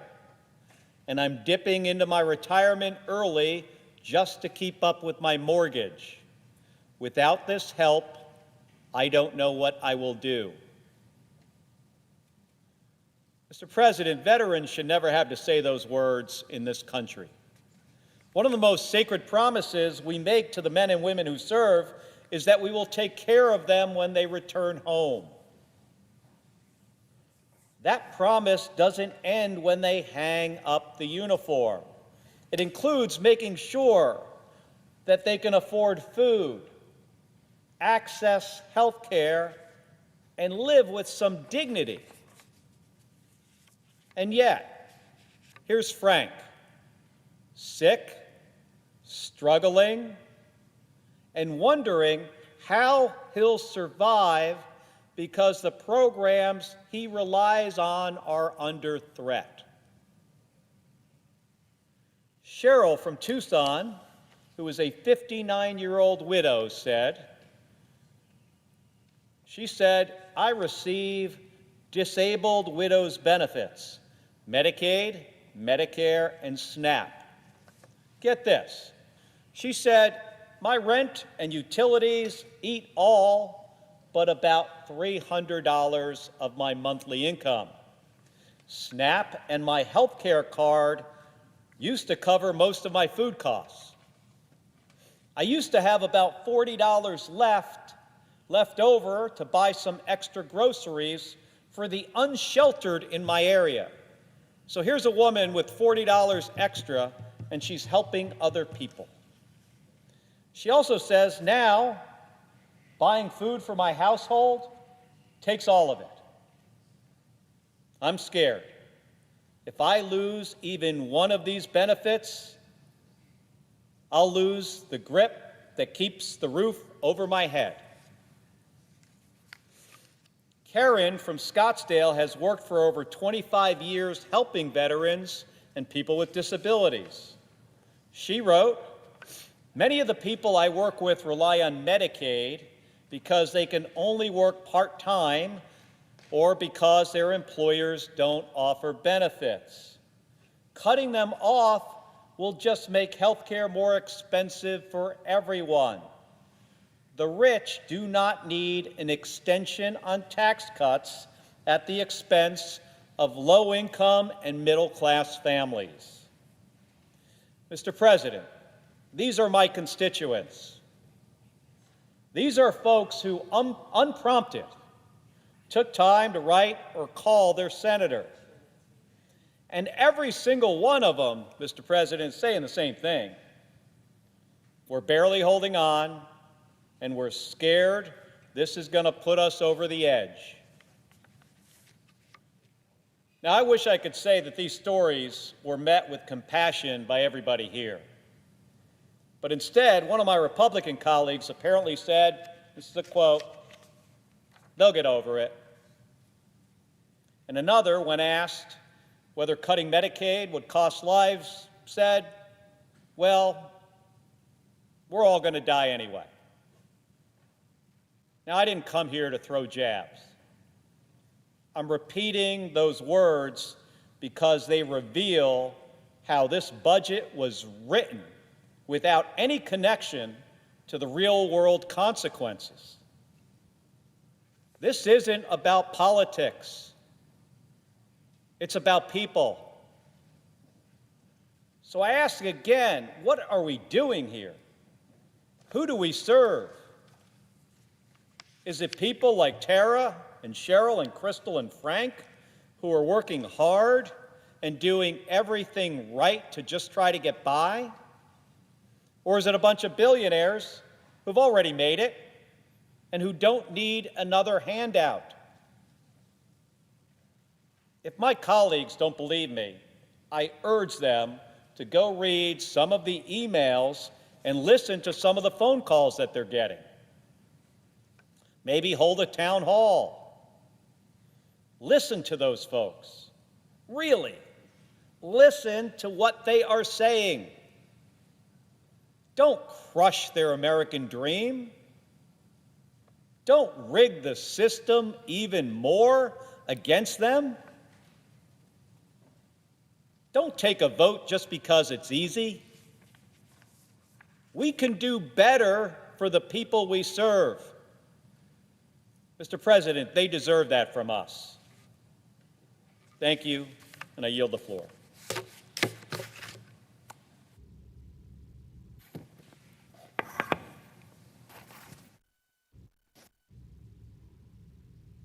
Mr. President.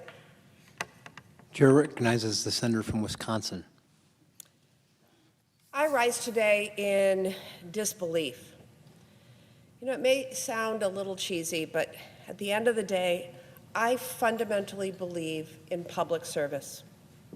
I believe it can be a force for good, a force that gives people opportunity, a force that is people-powered, that can lift our neighbors up and instill hope, a force that meets the toughest challenges of our constituents, and that is why I am struck with disbelief.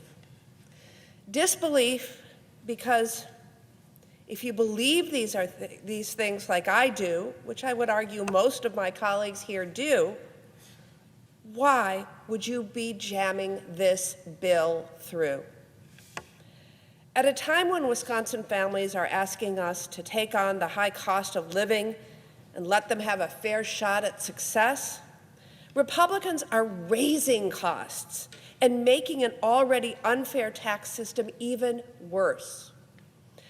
My Republican colleagues are not using their time and energy to go after greedy corporations, not to lower the cost of housing, and not to expand access to affordable health care, but rather they are instead forging ahead with a bill that will kick millions of Americans off their health insurance, jack up prices for care for millions more, and literally take food off the tables of hungry families. Look, I was on the same ballot as Donald Trump last year. I heard the same concerns from my constituents that he did. Families needed some breathing room. My Republican colleagues often say that this president's victory gave him a mandate. Well, then, the president and I got the same mandate: to lower costs and give people the opportunity to live a steady and comfortable life. But in response, the difference could not be more stark. I'm actually working to do something about it. And this bill, the landmark bill from this president and the Republican Party, does just the opposite and will raise costs for families. One of the biggest cost drivers I hear about is health care. And so instead of standing up to big drug companies to lower prescription drug costs, and instead of building on the Affordable Care Act to expand access to health care coverage, this bill actually terminates coverage for Americans. In fact, 17 million Americans will be kicked off either Medicaid or the Affordable Care Act because of this bill. That is like stripping health care coverage from the entire populations of Wisconsin, Minnesota, and Iowa combined. And these aren't just numbers. These are people. These are people who have stories, and they matter. I should know, after battling a childhood illness, I became one of those Americans labeled as having a pre-existing health condition. And insurance companies were legally able to deny me coverage. But because of the Affordable Care Act, we changed that. And we gave families like mine hope. Hope that they can get health care at a price they can afford and sleep well at night knowing they have coverage. Medicaid has given that same hope for generations to some of our most vulnerable neighbors. But with this bill, my Republican colleagues are instilling fear. When we talk about Medicaid, we're talking about the elderly, people with disabilities, and children. We're talking about a single mother of 3 who is struggling to make ends meet, and so many more. I have traveled the state of Wisconsin from Superior to Racine, La Crosse to Green Bay, and everywhere in between to hear from people who will be harmed by this bill. I have come to this very floor to share their stories, to try to help my Republican colleagues understand what this bill will mean. But it's not just the folks who need Medicaid to survive who are sounding the alarm. Take it from Dr. Abigail Wilgruber, a family medical resident in rural Wisconsin. She said this bill, quote, will deprive millions of Americans, particularly children, seniors, and individuals with disabilities, of the care they need to survive. She continued saying, these provisions will limit my ability to complete my job to the fullest, will lead to worse outcomes for patients. Or take it from Rosalanja Burbot, the executive director of an outpatient counseling center in the Fox Valley in Wisconsin, who said, and I quote, without Medicaid and Medicare reimbursements or with reduced rates, our nonprofit will struggle to survive. She continued to say, quote, I would hate to consider cutting staff or programs, but that could become our only option. We would lose the ability to serve hundreds of clients, not because the need has diminished, but because we could no longer afford to provide care without reimbursement. I have more and more of these stories from doctors, nurses, and administrators on the ground who are spelling out the absolutely dire consequences of this bill. In Wisconsin, we are already in a crisis when it comes to getting good health care in our rural communities. The system is broken, and this bill is destined to make it only worse. While health care is near and dear to my heart, there is more bad news in this bill.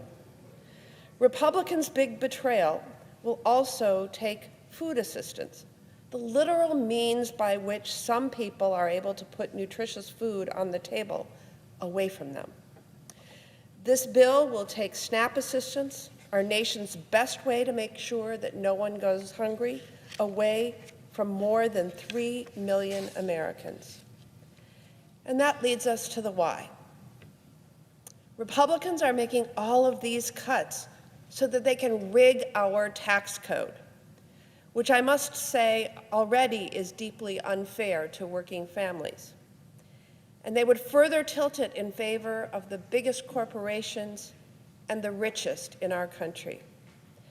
The Republican bill gives people at the top 0.1%, the richest of the rich, a tax cut of more than $250,000 every year.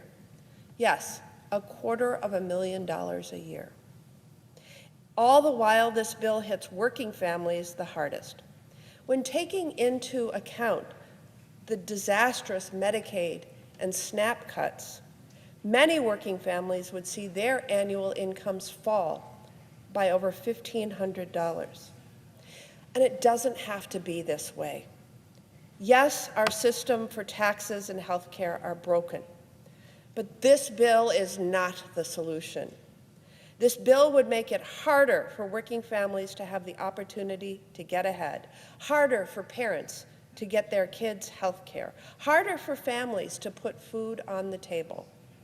We, Democrats and Republicans, should be working together to give some relief to workers.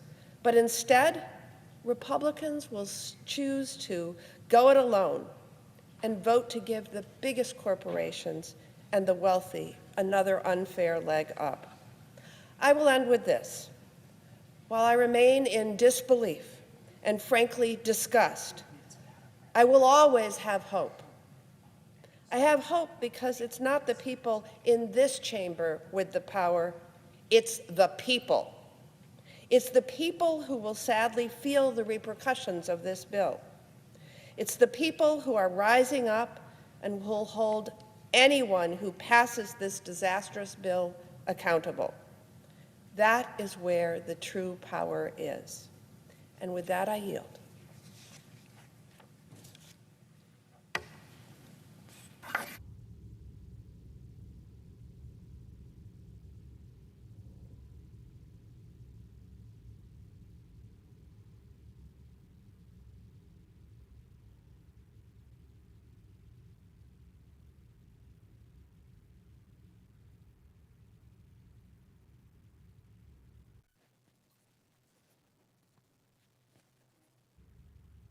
Madam President.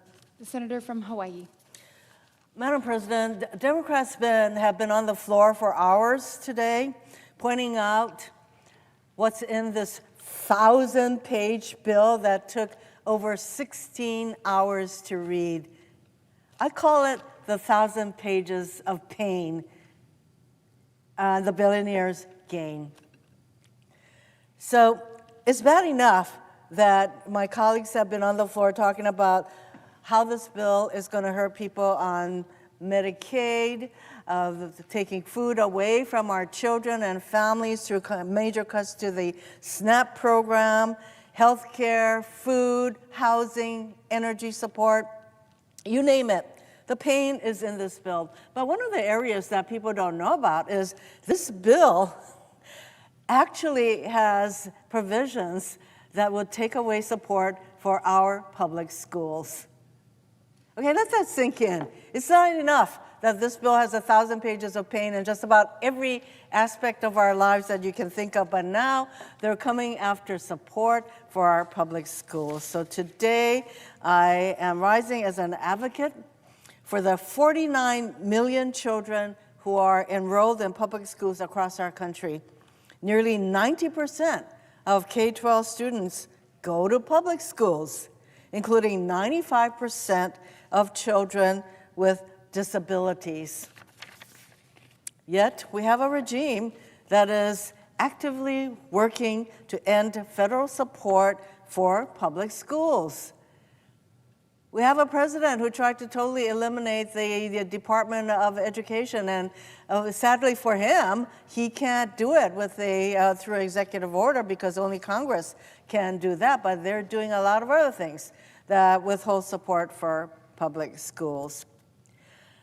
So as Republicans in Congress are trying to undermine support for public schools through the first ever national private school voucher program. Let that sink in.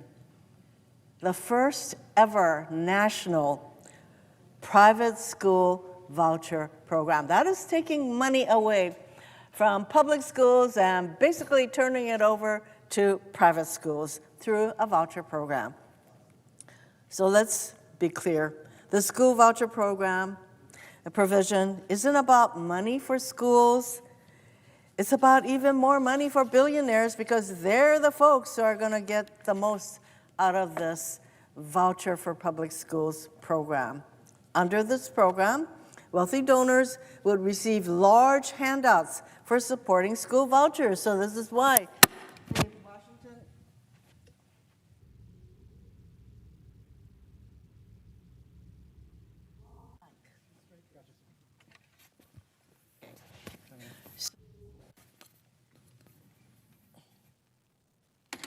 The Washington Post in their headline, GOP voucher plan would divert billions, $4 billion a year in taxes in perpetuity to private schools.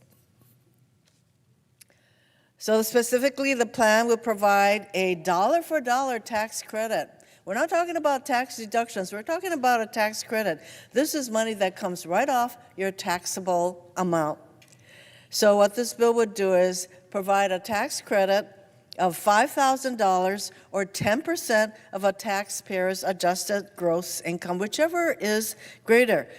So a taxpayer making $10 million, we do have people who make $10 million a year, could contribute $1 million and receive a credit for that full amount. How do you like that? You can get $1 million off your tax bill by contributing to this private school voucher program.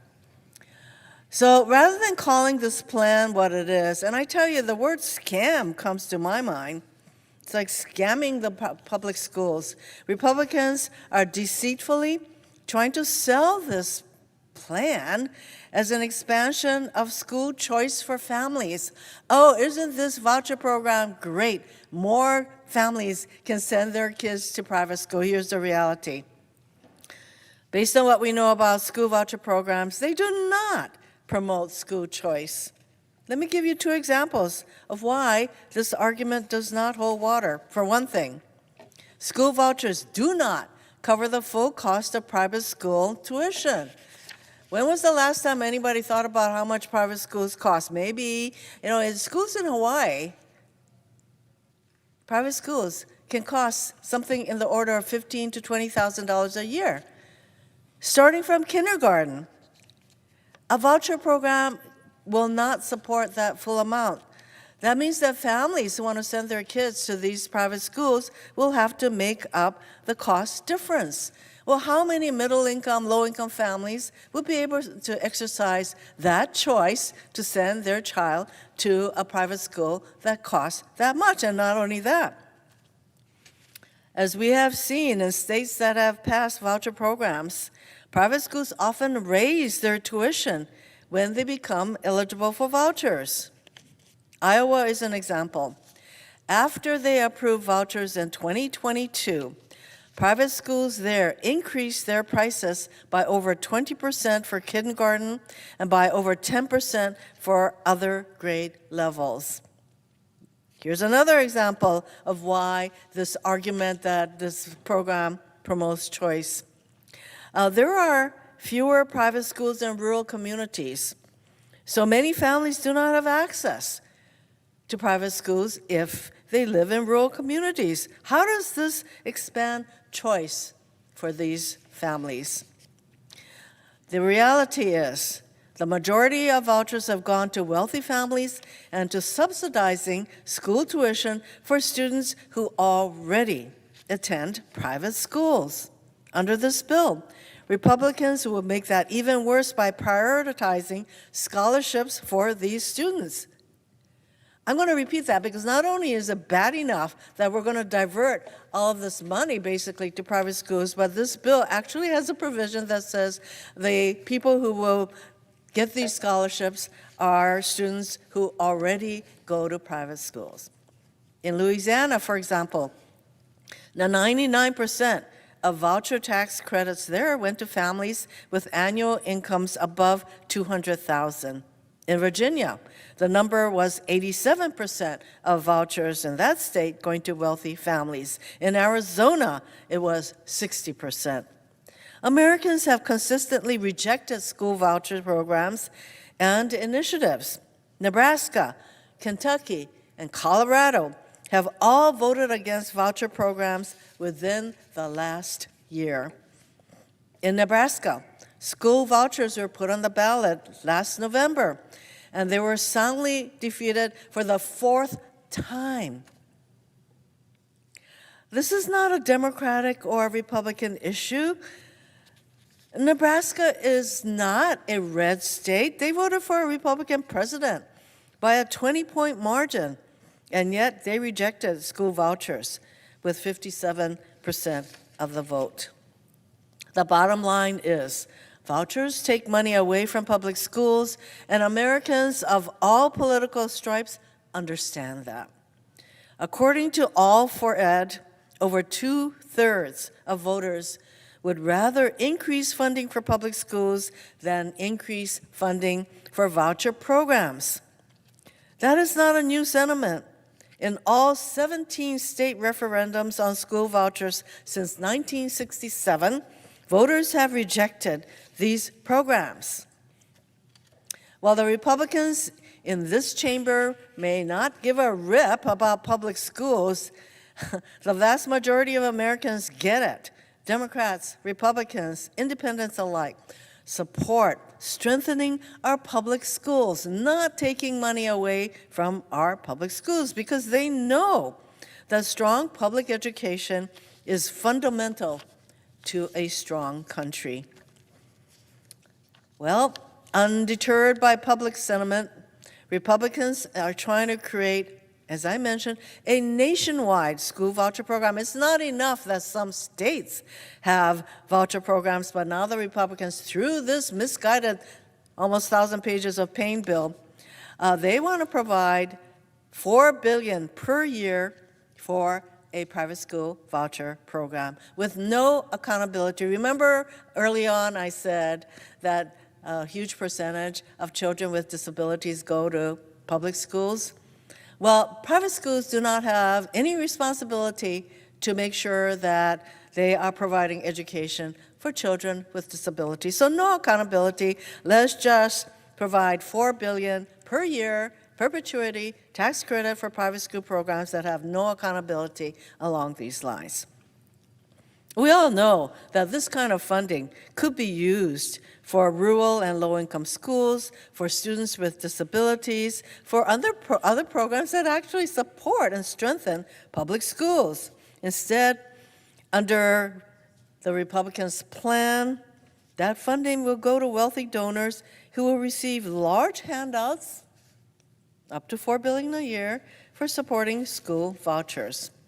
Again, this plan will enable a taxpayer making $10 million a year to contribute $1 million and receive a dollar-for-dollar credit for that full amount.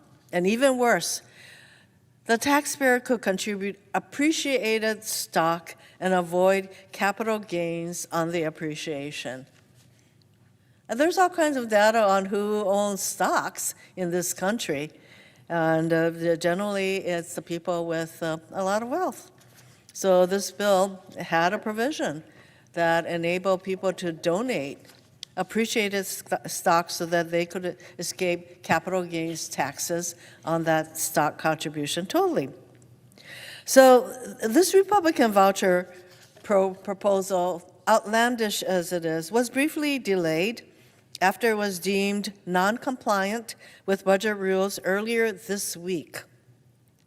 Republicans remained undeterred, and they have decided to plow forward with a nearly identical plan.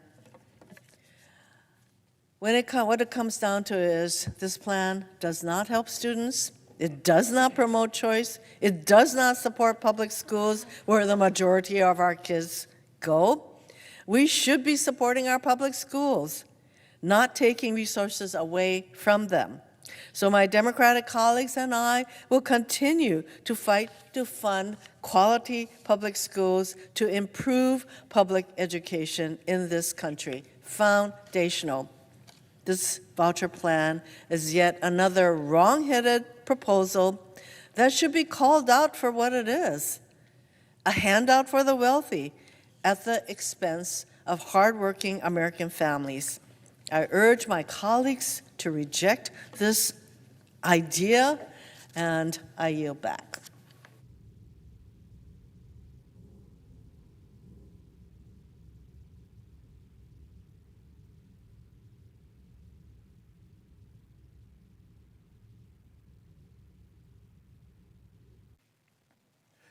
Madam President. The senator from Georgia. Madam President, I rise tonight in a moral moment in our nation. As we debate this bill, so much is on the line. The health care of over 16 million Americans, 750,000 of them Georgians, is on the line. Food for hungry children. In a wealthy nation where 1 in 5 children are already food insecure. They don't know where their next meal is coming from. Their livelihood, their welfare is on the line. The well-being of seniors in nursing homes and the disabled who rely on Medicaid and those who care for them is on the line. The fate of rural hospitals in Georgia, in Alaska, in Louisiana, in little towns all over this nation that are right now barely hanging on is on the line, and the scraps that they are throwing them while cutting them will not save them. And my friends on the other side of the aisle know it. They know that these scraps that they're throwing at rural hospitals will not save them. And so in a very real sense, lives are on the line. We are in a moral moment because something else is on the line. I submit that the character of the country is on the line. In a real sense, the question tonight is, who are we? Not who do we tell ourselves we are, but who are we really? What and who do we care about? What kind of nation are we? And what kind of people do we want to be? Who matters? And who doesn't? Who do we think is dispensable? In no place is the answer to that question clearer than in a nation's budget. I submit that a budget is not just a fiscal document. A budget is a moral document. Show me your budget and I'll show you who you think matters and who doesn't. And if this awful budget were an EKG, it would suggest that our nation has a heart problem and is in need of moral surgery. And so I'm clear tonight. I understand the nature of what we are engaged in. This is a political process. It is. But it is also a moral exercise. Not only for the nation, but for each of us individually. And especially for the mere 100 of us out of a nation of 300 million who get to vote, perhaps in a matter of hours. We have the rare privilege of standing up for people who have entrusted with us the covenant of centering their families. It's a real privilege for the people of your state to say that since we can't all go to Washington,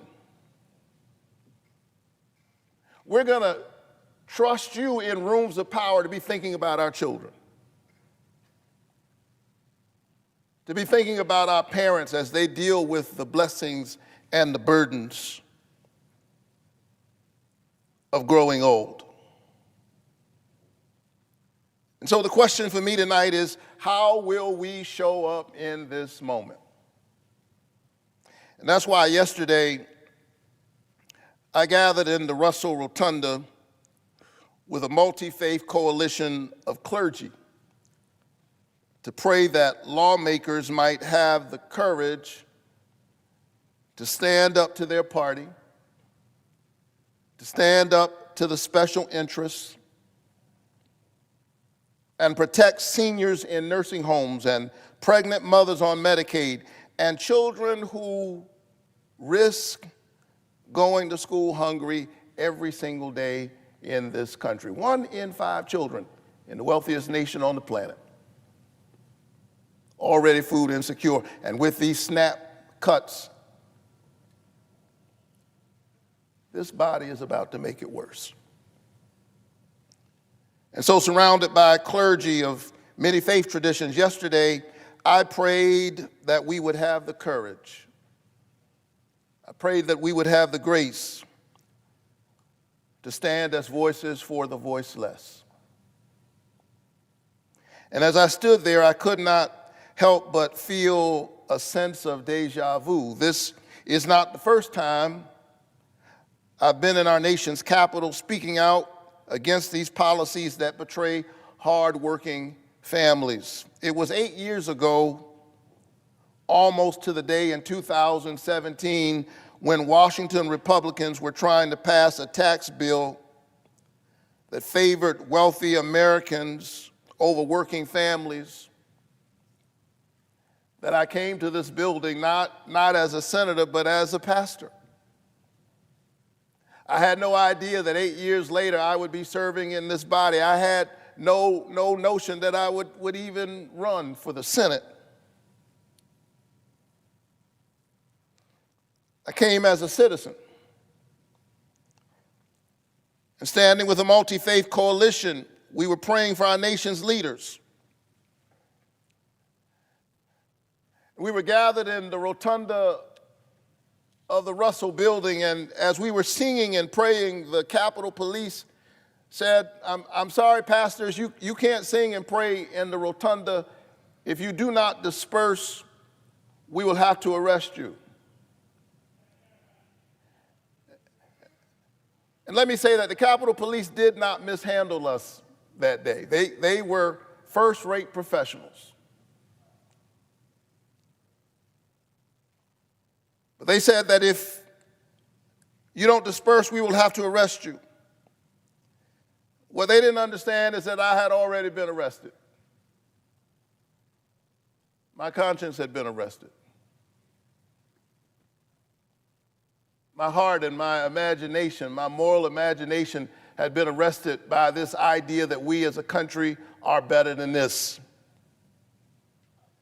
I come from a tradition where you don't just pray with your lips, you pray with your legs.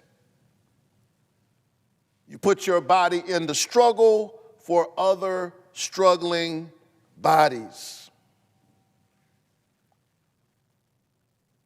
And so here I am tonight, 8 years later, having transformed my agitation into legislation. I was arrested that day, but I have transformed my protests into public policy. 8 years ago, I was on the outside. Tonight, I'm on the inside, but it's the same fight. Some of us fight on the inside, some of us fight on the outside, some of us get to serve in the Senate or in the House, others are just watching at home tonight. But be really clear that we are in the same fight, whether we are on the streets or in the suites. Same fight. And in some ways, this is the same bill 8 years later, just worse.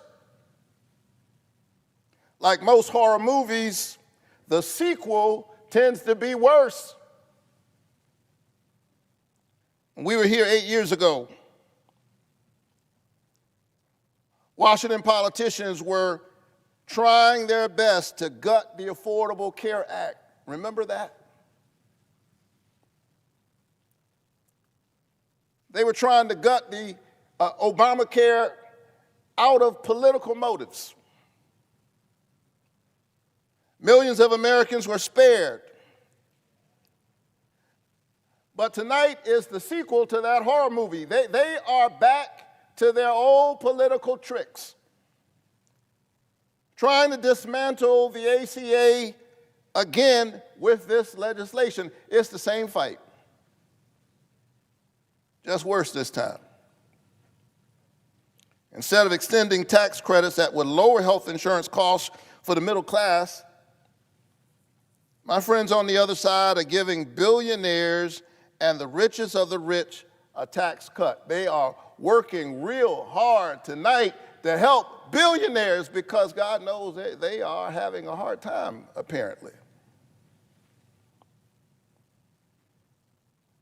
What that means is that 1.2 million Georgians and nearly 20 million Americans are going to see their health care premiums rise. That's what's at stake tonight. If they enact these deep cuts to Medicaid, as they are positioned not to extend these premiums, these tax credits, they are raising the cost of health care for all of us.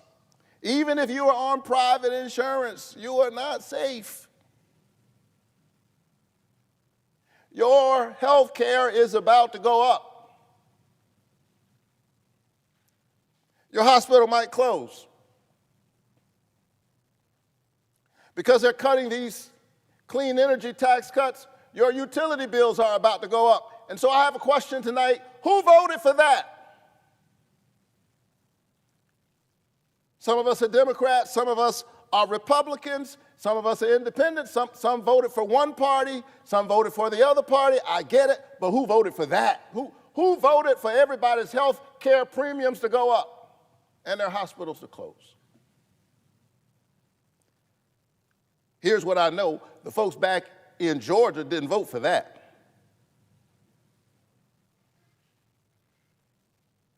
They voted for me and they voted for Donald Trump, but they didn't vote for that.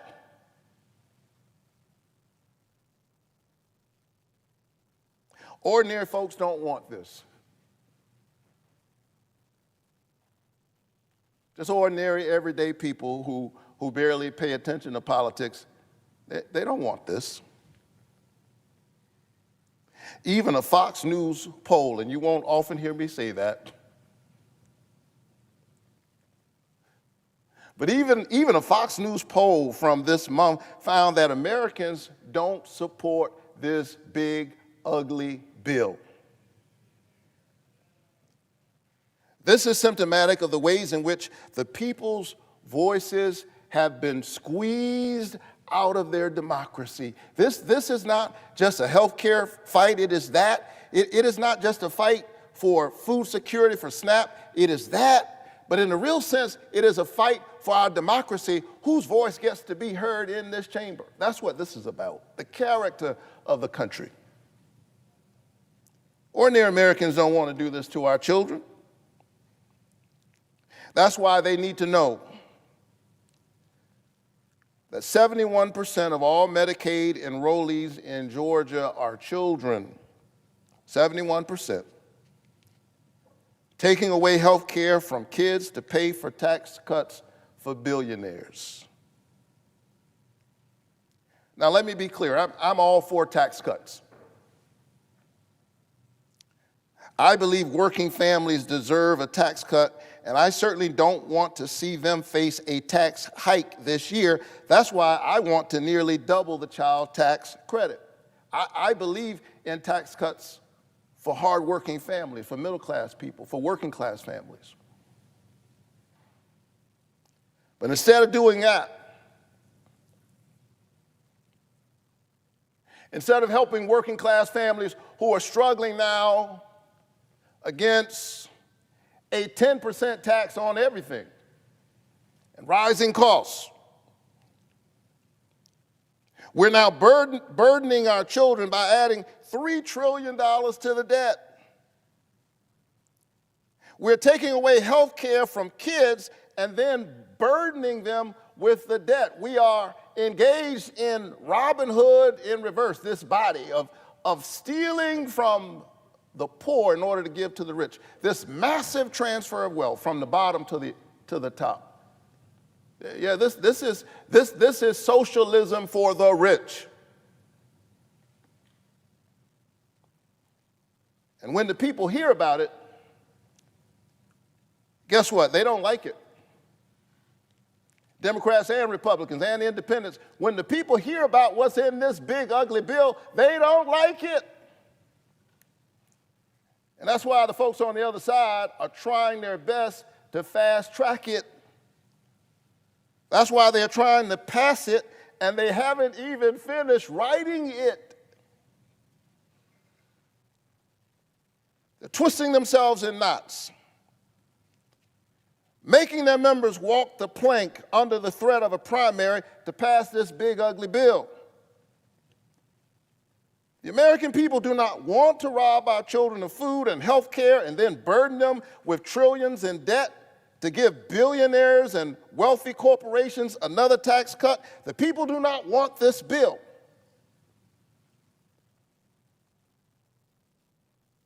And so if the people do not want this bill, but they are trying to pass it, here's the question you got to ask yourselves at home. You have to ask yourselves, well, who are they working for? Who are they fighting for? Who do they think matters? Do you think they are working for you?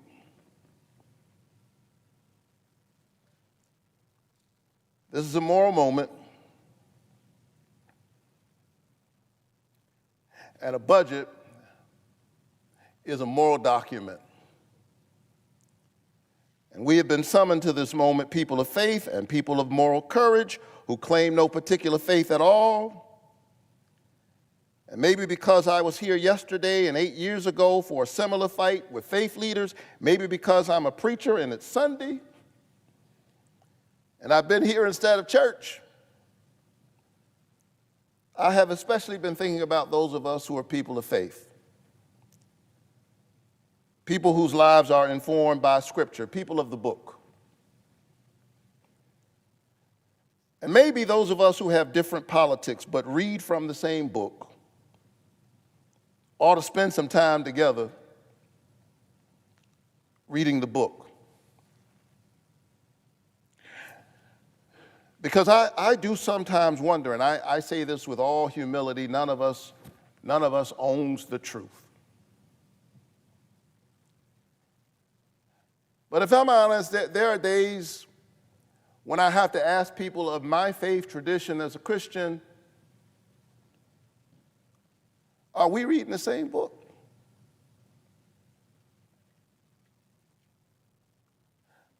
The book I know says, I was hungry and you fed me. I was sick, I was in prison and you visited me. I was a stranger and you welcomed me. Inasmuch as you've done it to the least of these, you've done it also unto me. The book that I love says, learn to do good, seek justice, rescue the oppressed, defend the orphan, plead for the widow. Speak out for those who cannot speak, for the rights of the destitute. Speak out, judge righteously, defend the rights of the poor and the needy. My book says, whoever is kind to the poor lends to the Lord and will be repaid in full. The prophet Amos condemns those who buy the poor for silver and the needy for a pair of sandals. They sell the poor out and working class people for cheap. And for those of us who have a vote in this moment, for my colleagues who are swinging on a moral dilemma, I hear the prophet Micah say, he has already told you what is good. And what does the Lord require? But that you do justice, love kindness, and walk humbly with your God. May God be with our nation and grant us grace, wisdom, and courage for this moment. Madam President, I yield the floor. Madam President. The senator from New Hampshire. Madam President, first I want to thank my colleagues, and especially just now my colleague from Georgia, for their work tonight, for their expression of what's at stake in this moment, and to Senator Warnock, I say thank you and amen. I'm here today because I'm joining the majority of Americans who are deeply alarmed by this plan from the president and his congressional allies, a plan that will make life less affordable for more Americans. When we return home for this 4th of July, it'd be nice to be able to tell our constituents that we came together and passed bipartisan legislation to help bring down costs for families. Instead, my colleagues who vote for this legislation will have to explain why, at a time when families' pocketbooks are strained, they chose to support a partisan bill to make American life even less affordable. What will America look like once this bill takes effect? Millions of people will have lost their health coverage, thanks to the largest cut to Medicaid in American history. More people won't be able to afford preventive care and cancer screenings, and more people will get sick. Healthcare premiums will surge for everyone because fewer people will have care and the number of uninsured Americans will increase. Rural hospitals will close their doors because they lost Medicaid reimbursements that help keep them afloat. More people, especially in states like mine, will have to make long car rides just to get to a hospital 50 miles away in those desperate moments when minutes feel like hours and hours like eternities. Seniors will be thrown into grave peril because this bill threatens hundreds of billions in Medicare cuts. And once this plan eviscerates food assistance programs, it will be much harder for families to afford to put food on the table at a time when groceries are already far too expensive. Let there be no mistake. More families and children who today are being fed will go hungry. And all the while, our children will be burdened with trillions more in debt. In the name of what cause is all this done? Well, it's all to pay for tax breaks for billionaires. This bill will also make us an America where our people are less free. In New Hampshire, during my time as governor, we adopted Medicaid expansion with support from both political parties, and we balanced the budget at the same time. We understood that with health comes freedom, the freedom to work and provide for one's family, the freedom from disease and despair, the freedom that comes from, why do I even have to say this, being alive. Granite Staters also understood that a great country like ours treats its people with great dignity. In America, we don't sacrifice the health of our neighbors, we don't let families fall sick, and we do not imperil our economy, our debt, and our workforce just to pay for a tax giveaway for a billionaire. So what kind of country will we be with this bill? We will not only be less healthy, but we will be less prosperous and less free. In short, this bill is at odds with what we aspire to be as Americans. It's also worth noting how remarkably out of step this bill is with the American people's plea to bring down costs. In a democracy like ours, theoretically, the people's representatives pass legislation that reflects the aspirations of the majority. I say theoretically because clearly that is not what is happening today. Indeed, according to the data from the Joint Economic Committee minority, if one combines this bill with the president's tariffs, firefighters, truck drivers, and teachers, for instance, will lose $470 or more next year, while the top 0.1%, that's people who earn about $4 million or more, will be $348,000 richer. This bill would take away health care from tens of thousands of Granite Staters and would take a similar toll across the country. Indeed, in both Florida and Texas, the number of people who will lose their health insurance is greater than the entire population of New Hampshire. Millions of people losing care with a stroke of a pen. What have these people done to deserve that? All the American people are asking for is for us to help bring down costs. So the president and the Republicans in Congress take away their health care? Sometimes in Washington, we're faced with bills that fail to fully meet the moment, to be sure. But it is rare to find legislation like this, a bill that makes life less affordable during a time when Americans of every political stripe are crying out for lower costs. A bill that seems as if it was drafted just to make a mockery of the wills and wishes of the majority of people in this country.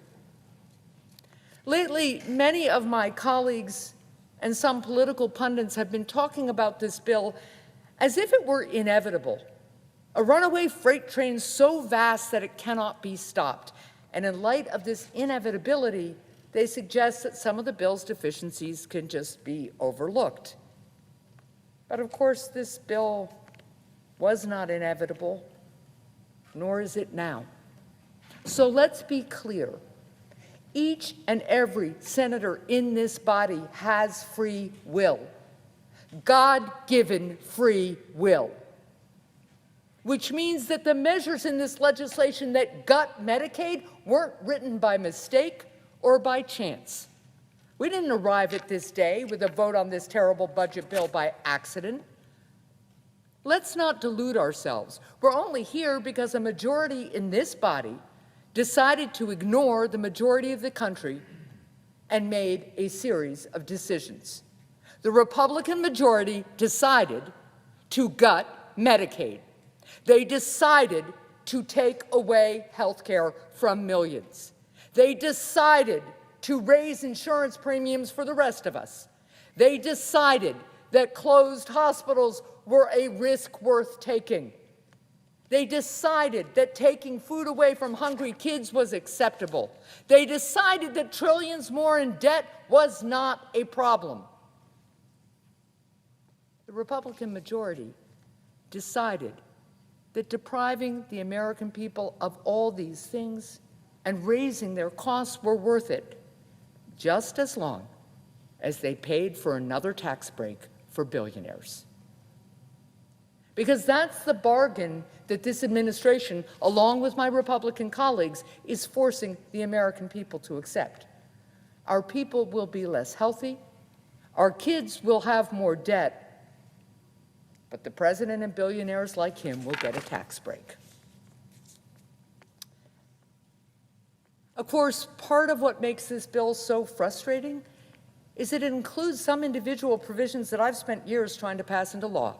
This bill includes provisions I support, some even that I authored, like strengthening the R&D tax deduction to support our entrepreneurs and a tax cut for families to make child care more affordable. I also support this bill's provisions which would tackle our housing crisis by expanding the low-income housing tax credit to bring down the cost of housing, as well as a provision making mortgage insurance tax deductible so that it's easier to buy a home. And I'd support a bill with real tax cuts for the middle class and small businesses, unlike the token measures included in this bill. If my Republican colleagues worked across the aisle to draft a bill that brought this bipartisan approach to other critical areas, like health care and food assistance, I'd vote for it. Instead, my colleagues chose to take these common sense solutions hostage by linking every good idea to 3 bad ones, turning this into a purely partisan endeavor. So yes, I'm glad that some of these bipartisan provisions will be signed into law, but I regret that they aren't a part of a truly bipartisan effort because of the politics of division and destruction that President Trump brings to Washington. Now, I know that there are many areas of common ground with my Republican colleagues in this body, but it has become far too difficult to move forward on finding solutions when at every turn the president seems far more interested in demonizing and dividing rather than bringing people together, turning areas of agreement into weapons to force disagreement. Now, that's exactly the kind of cynical politics of division that does lasting damage to our families, our economy, and our democracy. Now, President Trump likely will get this bill passed. He may get enough of the Republican caucus to stand in line once again to pass it, even though my Republican colleagues know that budget analysts have added up the financial cost of this bill and have told them that it adds trillions upon trillions to our national debt, burdening our children's future. But you know, as important as the debt is, it's not the only cost of passing this awful bill. There's another kind of cost, a cost not simply of dollars and cents. I shouldn't have to remind this administration and my colleagues on the other side of the aisle about the nature of this cost. They know it.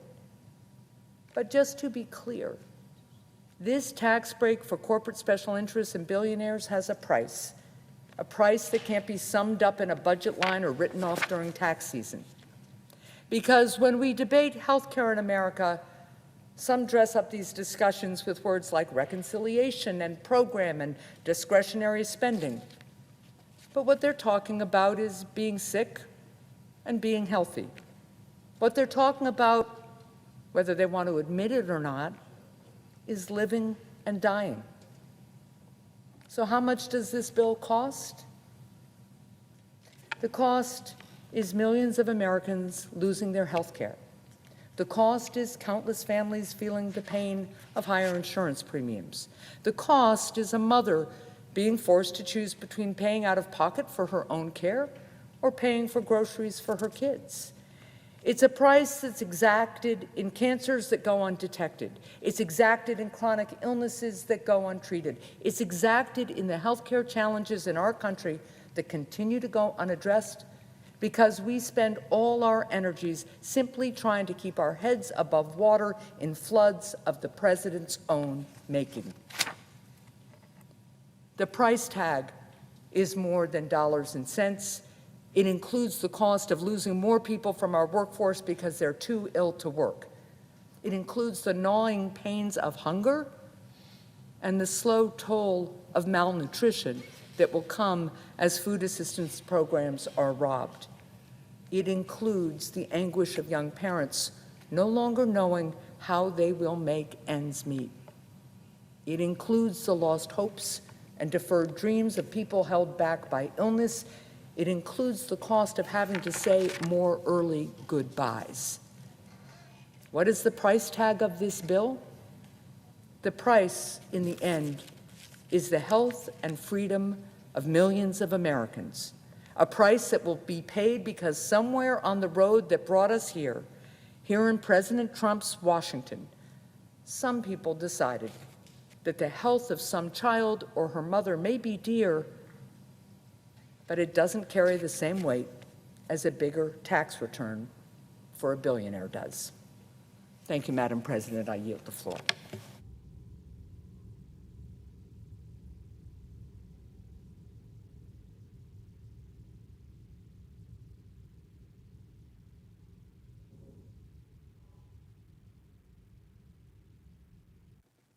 Madam President. The senator from Colorado. Thank you, Madam President. And the hour is late. I want to thank the presiding officer for being here. I'm glad to be here with my colleagues from New Hampshire and my neighbor from New Mexico. I want to thank the floor staff that's here tonight. And I would like to suggest, this is not the purpose of my speech, but the next time that senators make the suggestion that the floor staff should spend the entire night reading a bill here, that the senators actually read that bill instead of imposing that on the staff that's here.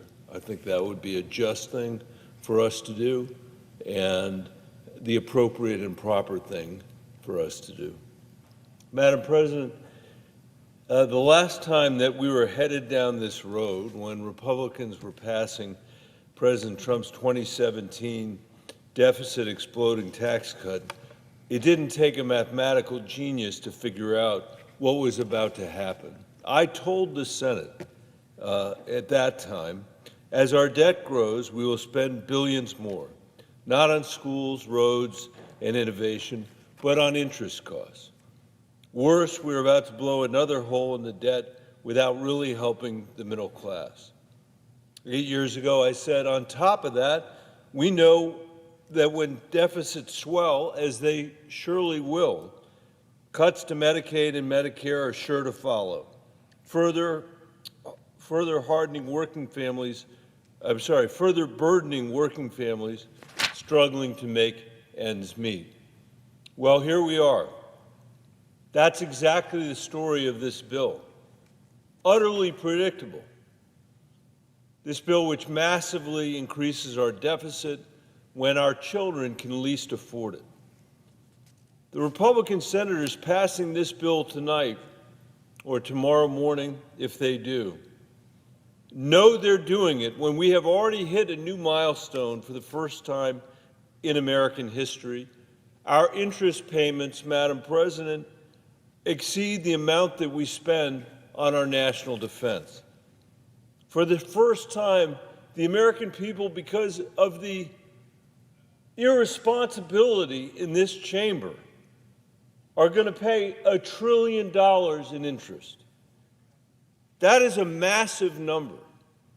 That is essentially the same as what we spend on Medicare, what we spend on children and higher education together, what we spend on housing, bridges, broadband, ports, and highways combined. I want to be very clear tonight that over the years, Democrats and Republicans have pursued policies that have led to that $1 trillion in interest payments. There is no doubt about it. And it's worth thinking about what we could do if we hadn't made such fiscally irresponsible choices. Expand the child tax credit, as my colleague from Georgia said, and cut childhood poverty in half and hunger by a quarter. Build a modern energy grid to meet our expanding energy demands so Americans in cities and rural communities can enjoy affordable, reliable energy at home. Establish a healthcare system that the American people deserve, a modern system that people in other rich industrialized countries take for granted, a system that does not cost twice as much with worse outcomes, like in the United States of America, the richest country in the world, that forces parents to choose between their children's prescriptions and school supplies, that exhausts the American people who day after day after day have to fight endless negotiations with their insurance companies just to keep their children covered, that constantly threatens rural hospitals and clinics with closure in this country. No other rich country in the world puts up with that craziness. And we're spending twice as much as any other country in the world to get worse health care, worse outcomes, more scarcity. Every senator on this floor might make a different choice about the policies that they would enact, their preferred policies. But I doubt, Madam President, there is anybody here who is willing to go home and defend the virtues of wasting $1 trillion of the American people's money on interest payments. The nonpartisan Congressional Budget Office and outside groups like the Penn Wharton Budget Lab tell us that by the end of the next 10 years, we will have the highest debt ratio ever, eclipsing the debt our nation had in the 1940s. what was happening in the 1940s, that's when the greatest generation had borrowed money to defeat economic misery at home through the New Deal and European fascism by becoming the arsenal of democracy. Those were their receipts. Those were the receipts of a generation that understood its commitment to the next generation, to us. When we contemplate from this broken Senate the patriotic accomplishments of the greatest generation, what has always seemed particularly egregious to me have been the tax policy Republicans have passed 4 times since Ronald Reagan passed it in 1981. Every single time they made the same promises. Every time. Look it up. They made the same promises that their trickle-down tax policy would drive economic growth, cut our deficit, pay for themselves. Every time, including the recent Trump tax cut in 2017, these promises have been false. They've been false. That was 8 years ago. That wasn't a century ago. We know what the math is. Everybody in this room knows the deficit is far worse today than it was when Donald Trump passed those tax cuts. President Trump has had a very rare thing happen, which is he got to take 4 years off and come back and be president. The effect of the tax cuts he passed the last time that he said we're going to pay for themselves clearly have not. There's nobody in this chamber who can deny that. I always find it amazing when I hear these promises, why people make them if they know they're so false, over and over and over again. And I think the reason is, Madam President, that it is a way that politicians in Washington can avoid the objections that you could never get away with at home.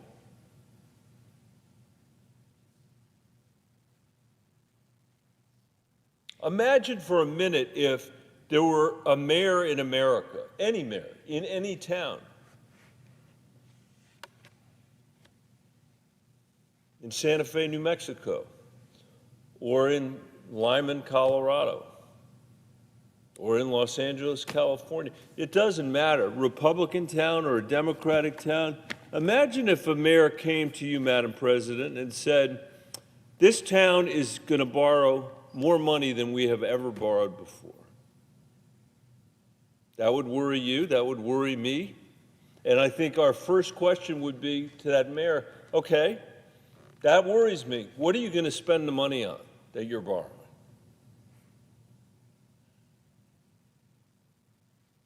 Are you going to spend it on schools? No.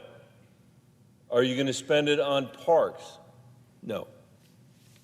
Are you going to spend it on the water infrastructure that so many communities in New Mexico require? Are you going to spend it on the mental health crisis that our teenagers are facing because of our failure to address it? Are you going to spend it on infrastructure?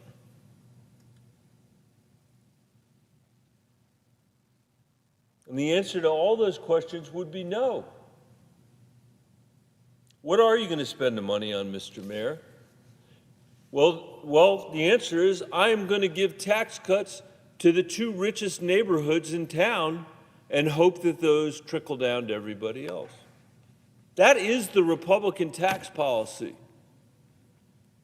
There's a reason why no mayor in America has ever done that. There is no mayor in America who has ever pursued trickle-down economics, because you would get run out on a rail. You would get run out on a rail if you went and said, we are going to borrow the most money that has ever been borrowed from our children to finance tax cuts for the richest neighborhoods in town. It makes no sense. It is preposterous. And yet that has been the argument since Ronald Reagan first said these tax cuts will be paid for. The economy will grow. There won't be a deficit. There's a reason we're paying more than $1 trillion in interest today, and that's because our deficits are enormous.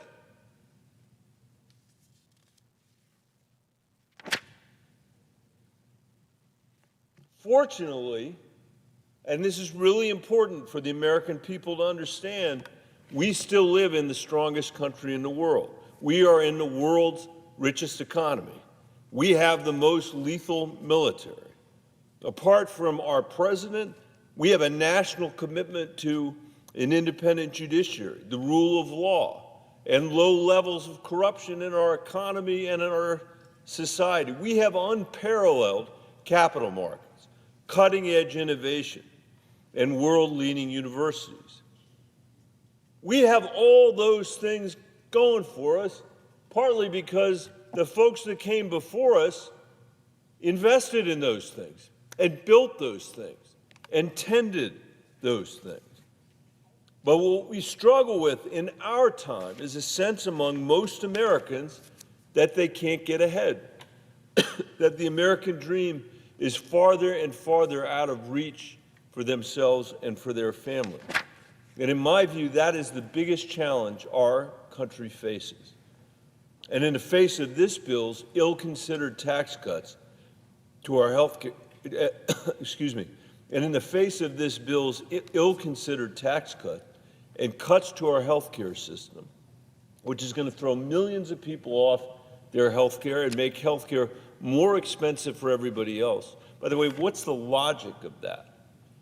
The logic of that is that when you throw people off their health care, they end up going to the emergency room to take care of themselves and take care of their families, just as anybody would.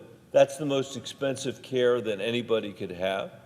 That expense is then put into our insurance, in our insurance policies, and all of us are going to pay more. You can't wish away people just because you throw them off health insurance. When other countries in the world, other wealthy, rich countries in the world have a system of insurance that basically guarantees health care and mental health care to their citizens. It's worth asking why we would throw our people off the not so great health insurance that they have. That's a good question. But it's particularly crazy when it just drives up the cost for everybody else. We need to deeply think about the challenges that our country is facing today. It's more unequal. The top 1% owns 30% of our nation's wealth, Madam President, and the bottom 50% owns 2.5%. The top 1% of Americans own 50% of the value of the stock market. The top 1% of Americans own 50% of the value of the stock market, while the bottom 50% owns just 1% of its value. Something that's really affecting my state is the nation's median home price is now 5 times higher than median family income.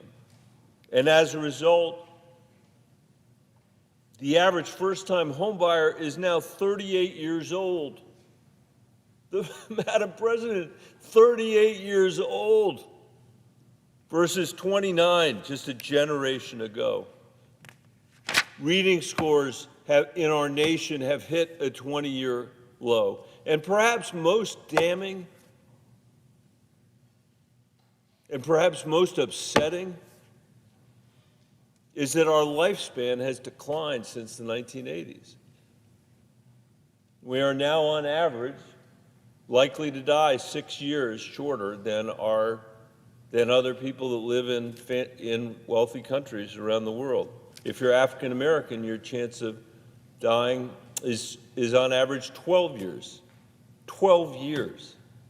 sooner than people living in the industrialized world.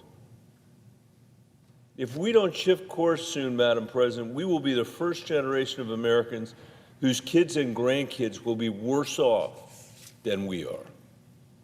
That has never happened before. We are on track for that to happen to our children. Many young people today can't afford to live on their own, and they may never be able to afford a house. They can't afford health care or child care. They can't count on a quality education for their children in too many parts of America. Some are really worried about whether they're going to be able to afford a child at all. If you haven't heard a family say that to you in your town halls or in your meetings, you haven't been paying attention.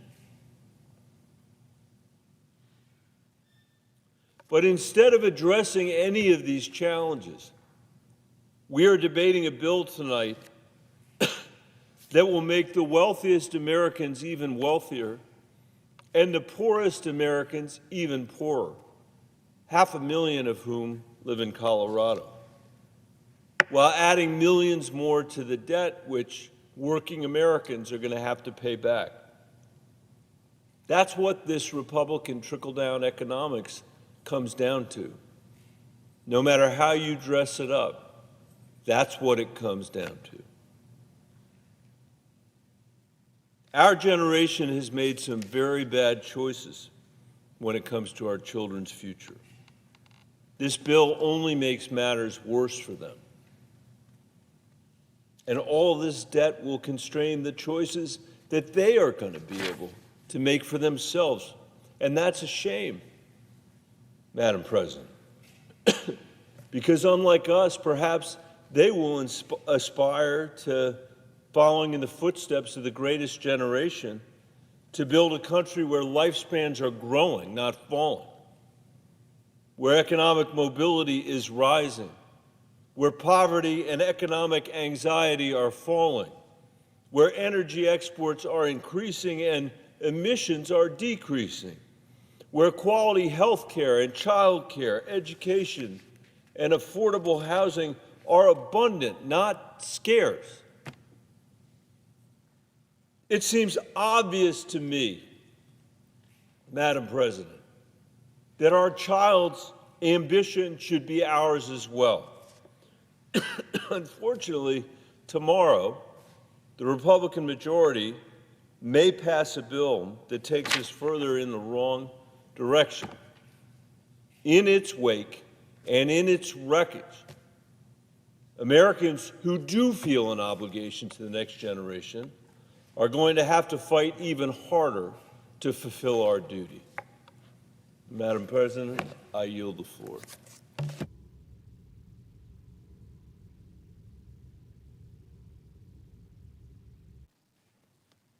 Madam President. The senator from California. Madam President, today we meet at the center of a great debate, at a crossroads that will determine the direction of the country for another generation. And this debate, this choice, goes to the heart of a central question that has been plaguing families in America over the last 3 decades, but that is now just coming to the forefront. And that question is this: if you are working hard in America, can you still earn a good living for yourself and your family? If you are working hard in America, can you still buy a home or pay your rent, buy your food and medicine, get the health care you need, afford fuel for your car, get a decent education, or go on a family vacation? And if the answer is no, and for all too many millions of people the answer is no, what do we do about it? When I was a kid, my father was in the clothing business. He was a traveling salesman and he made $18,000 a year. On the strength of that single income, my parents bought our first home for $18,000. He made $18,000 a year and he bought a home. My parents bought a home for $18,000. It was the American dream and it came true for our family. Today I'm a U.S. Senator. That too is part of the American dream, that anything is possible in this country. But could anyone buy a home for the cost of the annual income even of a U.S. senator? Not a chance in the world. An average home in California costs 3 or 4 times that much. My kids are paying thousands and thousands of dollars a month in rent. Could they find a home for the cost of their annual income? There is even less of a chance of that. And what about your grandkids? At the rate we are going, at the rate housing prices are rising, what chance will they have to afford a home at any income? And of course, it's not just a home. Healthcare costs are rising even faster. Millions of families are only one healthcare crisis away from failing. And it's not their fault. It's not their fault. They are working hard, harder than ever, and they can't keep pace with rising premiums, out-of-pocket costs, hospital stays, drug costs, and charges at the emergency room. Energy prices are going up. It costs more to heat your home in the winter and a lot more to cool your home in the summer. Utility bills have been rising by double digits, while incomes have remained comparatively flat. It's too much. It's too much. Now, why is this coming to a head now? Why, when we're not in a Great Depression, not even a Great Recession, although with Trump's destructive tariff wars, we may get there soon enough, why now? Why now is this coming to a head? And the answer is that people feel more squeezed than ever, more pressure than ever, more like a failure than ever because they're doing their best, working their hardest, and they are still hanging by a thread. And you know something? It's not their fault. It's not their fault. They are doing everything they can to provide for their families, and it's just not enough. It's not their fault, but it is someone's fault. It is someone's responsibility. There is someone who should be held accountable for the fact that this generation is the first to renege on a compact between generations that we would leave the country better off to the next generation than the one that came before. And you know who that someone is? It is us. It is us. The world has changed, the nature of work has changed, and we have not changed with it. We have not kept pace, and in too many ways, through our policy failures, we have moved the country in the wrong direction. And the question before us today is whether we continue to barrel down that track towards higher home prices, bigger health care costs, more hunger and greater hardship, or whether we change direction. Much too late, yes, requiring an even more profound course correction, certainly, but finally steer this country to a better quality of life for all of our citizens. Is this bill that change in direction? Does it lead our country on a new path towards affordability and prosperity? And the answer, the simple, terrible, but clear as day answer is no. It most emphatically does not. No, it does nothing to bring down costs. No, it does nothing to make it easier for your kids or mine to buy a house, pay their rent, buy groceries, afford their medicine, or fill up the car for a family vacation. Instead, it throws more coal in the engine, barreling down a track to nowhere. Donald Trump promised he wouldn't cut Medicaid. But this bill cuts hundreds of billions of dollars from Medicaid. It is shredding the president's commitment made again and again. In January, the president said Republicans will love and cherish Medicaid. In February, he said, we're not going to touch it. Even a few weeks ago, the president said, we're not changing Medicaid, we're leaving it. But we see in the black and white in this text they released in the dark of night that simply isn't true. This bill will result in millions losing their health care from cuts to Medicaid. We know that. The Republicans know that. Tom Tillis has made this point over and over again tonight, as have other Republicans in this body. This bill will close down hospitals in the poorest counties and states. It will raise health care costs for families everywhere and by the thousands of dollars. It takes food away from the hungry. It kills clean energy so that we have to rely on oil and gas for everything, enriching that industry and impoverishing the rest of us with higher prices at the pump. It raises taxes on working families and the middle class while lowering taxes on the very wealthy and corporations. If you are in the top 0.1% of income earners making more than $5 million a year, you will get a $346,000 tax cut. How is that fair? How is that right? And it borrows the money from our kids to pay for that $346,000 tax cut, to pay for the habits of really rich people. Where is the fairness, the morality in that? When is enough enough? My father was part of the greatest generation. We would appear are part of the most selfish. And I'm fed up with it. I'm fed up with it. What happened to any sense of responsibility in this generation? What happened to love of country? Can we love our country and impoverish it? Can we love our children and grandchildren if we take from them only to give to ourselves? In this bill, we borrowed trillions from our kids. And for what? So the rich can have a bigger boat? So corporate CEOs can have more money? So a company can buy back more of its stock? So we can be richer than our neighbor while his neighbor has no home at all? The test of our progress, Franklin Roosevelt said in 1937, is not whether we add more to the abundance of those who have much. It is whether we provide enough for those who have too little. Last week, a landscaper in Los Angeles was tackled to the ground because he was undocumented. He's the father of 3 Marines. 3 Marines.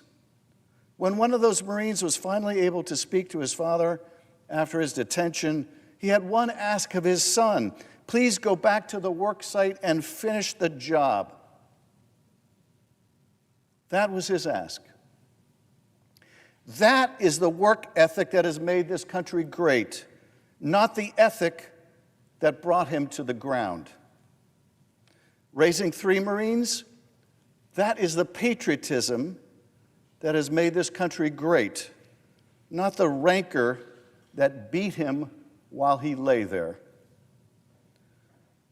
But if this bill is not the answer, and it most certainly is not, if this bill only makes matters worse, far worse, then what is the answer? What direction shall we go? How can we begin to make the country work for people once again? Well, we can give instead of take. We can build instead of tear down. We can recapture once again the sense of possibility in this country. If Eisenhower was part of the generation that won the war and built the roads and highways, let us be the generation that wins the peace by creating the next giant boom in housing in America, making the investment necessary, tapping into the great potential of the government and industry working together, breaking down each obstacle in the way, millions and millions of new homes that my children can afford and your children. Let us build new hospitals instead of closing them down, and in so doing, bring the cost of health care down with them. Let us train new doctors and nurses so it is not so expensive to visit them, and new home health care workers to take care of us even as we take care of them. Let us grow more food and feed more people at home and abroad and bring down the cost of our groceries. Let us thank our farm workers instead of chasing them through the fields to separate them from those they love. None of this is beyond our capacity. It may mean that we can't afford yet another tax break for the wealthy. or a giveaway to the oil industry, or a giveaway to any other industry and its corporate titans. It may call for some sacrifice on our part, but a fraction of what our parents and grandparents gave to this country. It means that we pay more attention to our kids and their needs and less our own, that we once again show concern and compassion for our neighbor, and remember that we were once strangers in a strange land, that we show humility about our own achievements and recognize that none of us got here on our own, that all of us can prosper without someone else being made to suffer. You know, the way it used to be, the way it could be once again. Madam President, I yield back.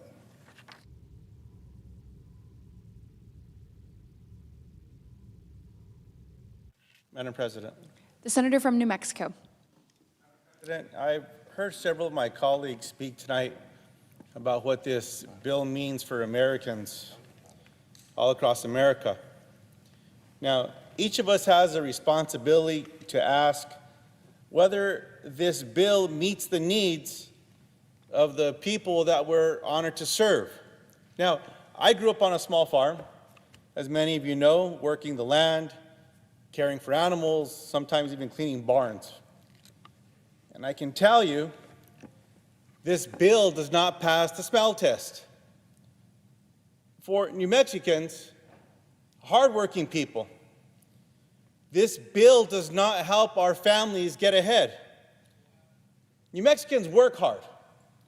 Folks are not looking for a handout. New Mexicans are the type of people who would give you the shirt off their back if you needed it. It's just who we are, and I'm proud of it.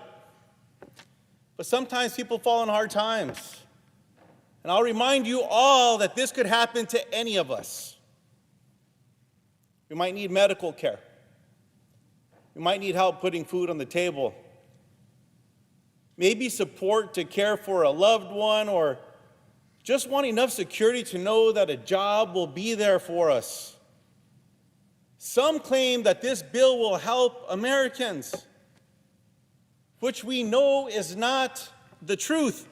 Because from where I stand, there is very little in this legislation that helps hardworking New Mexicans.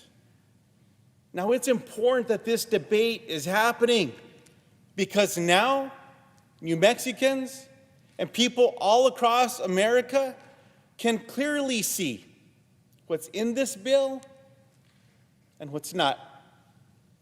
As has been said time and time again this evening, the vast majority of this legislation benefits the ultra-wealthy, the wealthiest 0.1%, getting over $250,000 back in their pocket. Can you believe this?